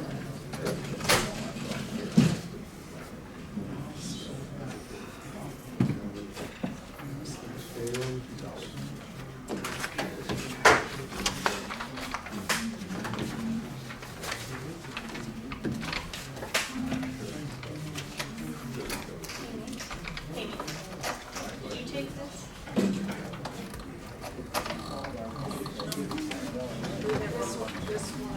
This is for another day. he needs back in. Well, I don't think you need it in your records. This was signed, when you gave me this for me, and we have to go back and fix something. I had still. Okay. It was one of the originals. Yeah, so what That is was it? from May 9th. Bill went and picked it up. Yeah, but I have it sitting here, it said returned to I Al. brought it back to you, so I had it. It's the original. I should keep it. It should go. Right, okay. Okay, so the original go to. This is from May 9th. Okay. That way everything's, Okay. And I'll give them to Cindy. for us to go out and measure. Okay. Got it. All right. Gotcha. Thank you. May and. Good.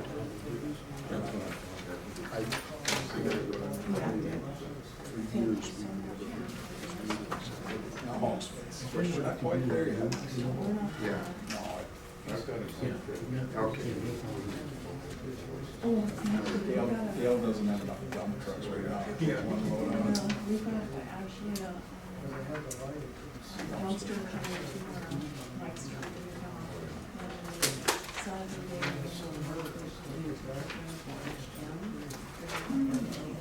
So who won, Rory? Rugby's 30-20. Nice. But at a football game? The campers. Yeah. Really? Just, Well, guess I won't go to that one. Planning commission meeting next week on the 24th, the following We're week. gonna get everything else. I was looking at my calendar and I was like, oh no. So the 24th at 6:30. And that's, is it a special meeting or is it a? Yeah, so the special meeting is at 6:30. Okay. And then hold on, no. Because they don't have a regular. They don't. So the public hearing is going to be at Tony, 6:30 for I'm just the thinking, zoning map we amendment. Okay, apparently immediately after that, 7 is going to be the special we meeting. used to pay And that's like zoning map amendment is just for the variance on one lot, or? No, the zoning map amendment is for a constituent wants to rezone. Oh, okay. This was the- Yeah, that's. So maybe 30 minutes after. Render and then place the Where'd this go? The Lampert CMC. Get it uploaded. I'm trying to remember the notices I sent out, and I'm pretty sure I have them right. Well, Okay. as long as it keeps on going. And I can clarify an email if you would like. Yeah, so I was trying to figure out. Oh, okay. Yeah, so if this is being discussed on the 24th, I'm gonna have to get. I don't have super. Yes, well, I'll meet your replacement then, or not your substitute. Okay. I'll get to meet your dad then, there you go. Yeah.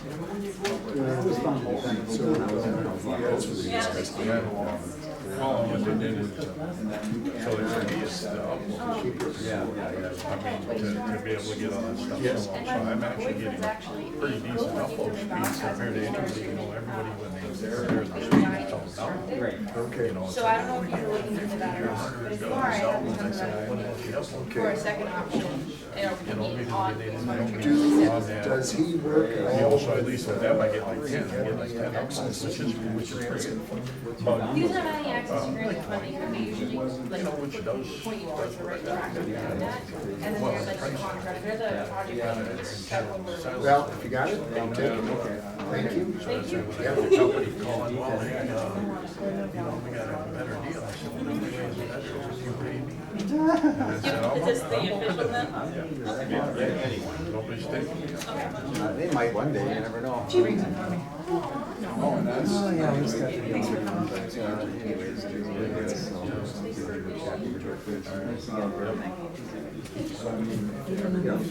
Oh, I just. And you, yeah, give it to me. Yeah, oh, okay. So you connected to the right people. I think it's right. Yes. Thank you. Here's the flag. Do you want the junk mail, Oh, you can probably drop them as soon as you can. So does this mean that? Yeah, so I just wanted to see, I don't, I'm not. If they're so big, if they go through the ice, then I'm screwed. And if they're big and they're rotted. So if if it goes the wrong way, I hit Troy's house, my house. If they go down in the summer, I hit my border, Troy's border. And if I do it in the winter, if it goes the wrong way, it comes up the hill. And then also, you mentioned the zoning stuff last time and how you wanted to do zoning stuff. And I forgot my paper or emails, but if you look on the website, Yeah, and, sorry, I can just read it to you. yeah, he said there's a full crew, and he says, I'm gonna be here all, maybe even in the next day, but he said, and it's like, I mean, they're high, they're big old white pines. And then the old is rotted right up the middle, so that could.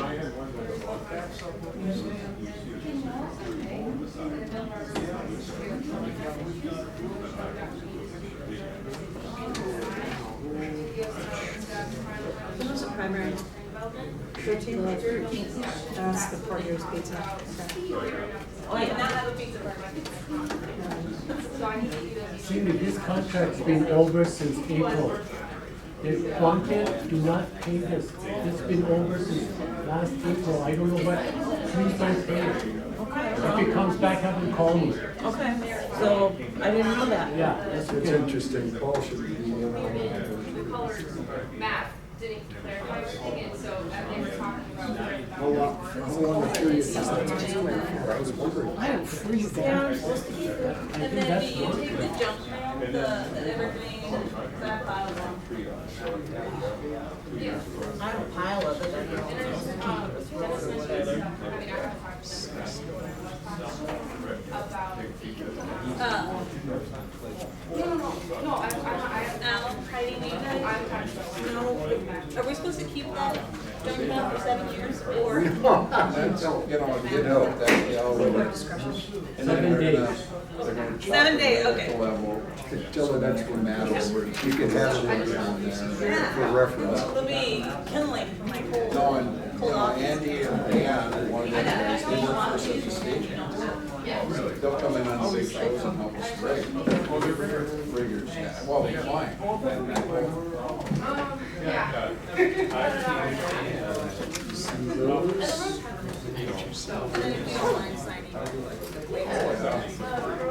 Somehow this guy was me, I was believe that was about me. I'll give that to our cabin. All right, we have the claims as formerly delineated by the township treasurer. Do I have a motion to pay? So moved. Do I have a second? I'll second it. All in favor, aye. Overland, aye. Bacteria. Cronin, aye.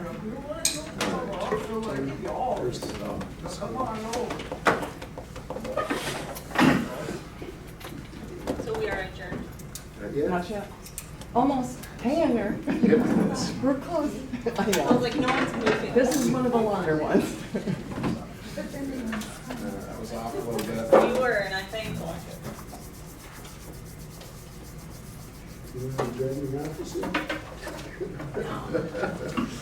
They would just go for like a pull-out couch, you know? There you go.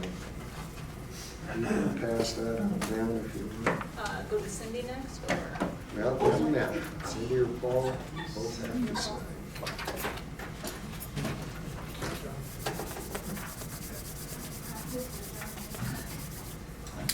There's only 30 some odd. Jackie, checks. do we need to do anything about this? Can you sign it first? Oh, yep, I'm taking care of that. Yep, thank you. I don't know. Are we supposed to staff the chairs? I was just, I know last time we staffed the chairs, so I staffed some of them, we're gonna everywhere.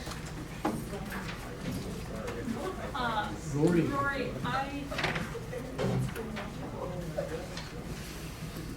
Do we have to set up a certain way? No, I don't know if there was a table brought from back there, but on this, I just gotta get the audio. I can help you with whichever you want. I moved the podium, you moved it back, but then I also brought that Maybe, table from over here. some of Do you want me to put it back? No, as far as here, I don't know how many they use for the senior dining. Okay. So if there was one from back there, guessing maybe this just. one was taken, but I'll okay, put it then back. just- Sure. Okay, and the small one can stay? Yeah, I'll push that back over here after I pull this out. Wait till they get back. Why don't you open it up against the wall? And the distance, and you can zoom in, you can make it pretty. Here. Are we stacking chairs on? I think those chairs might have. Stand up, and then zoom in on it, and you can get a little better shot. All right, I believe everything is accomplished. Do we have a motion to adjourn? So moved. Is there a second? Seconded, all in favor, aye. Overland, aye. Cronin, aye. Right. Thank you, everybody. Have a good evening.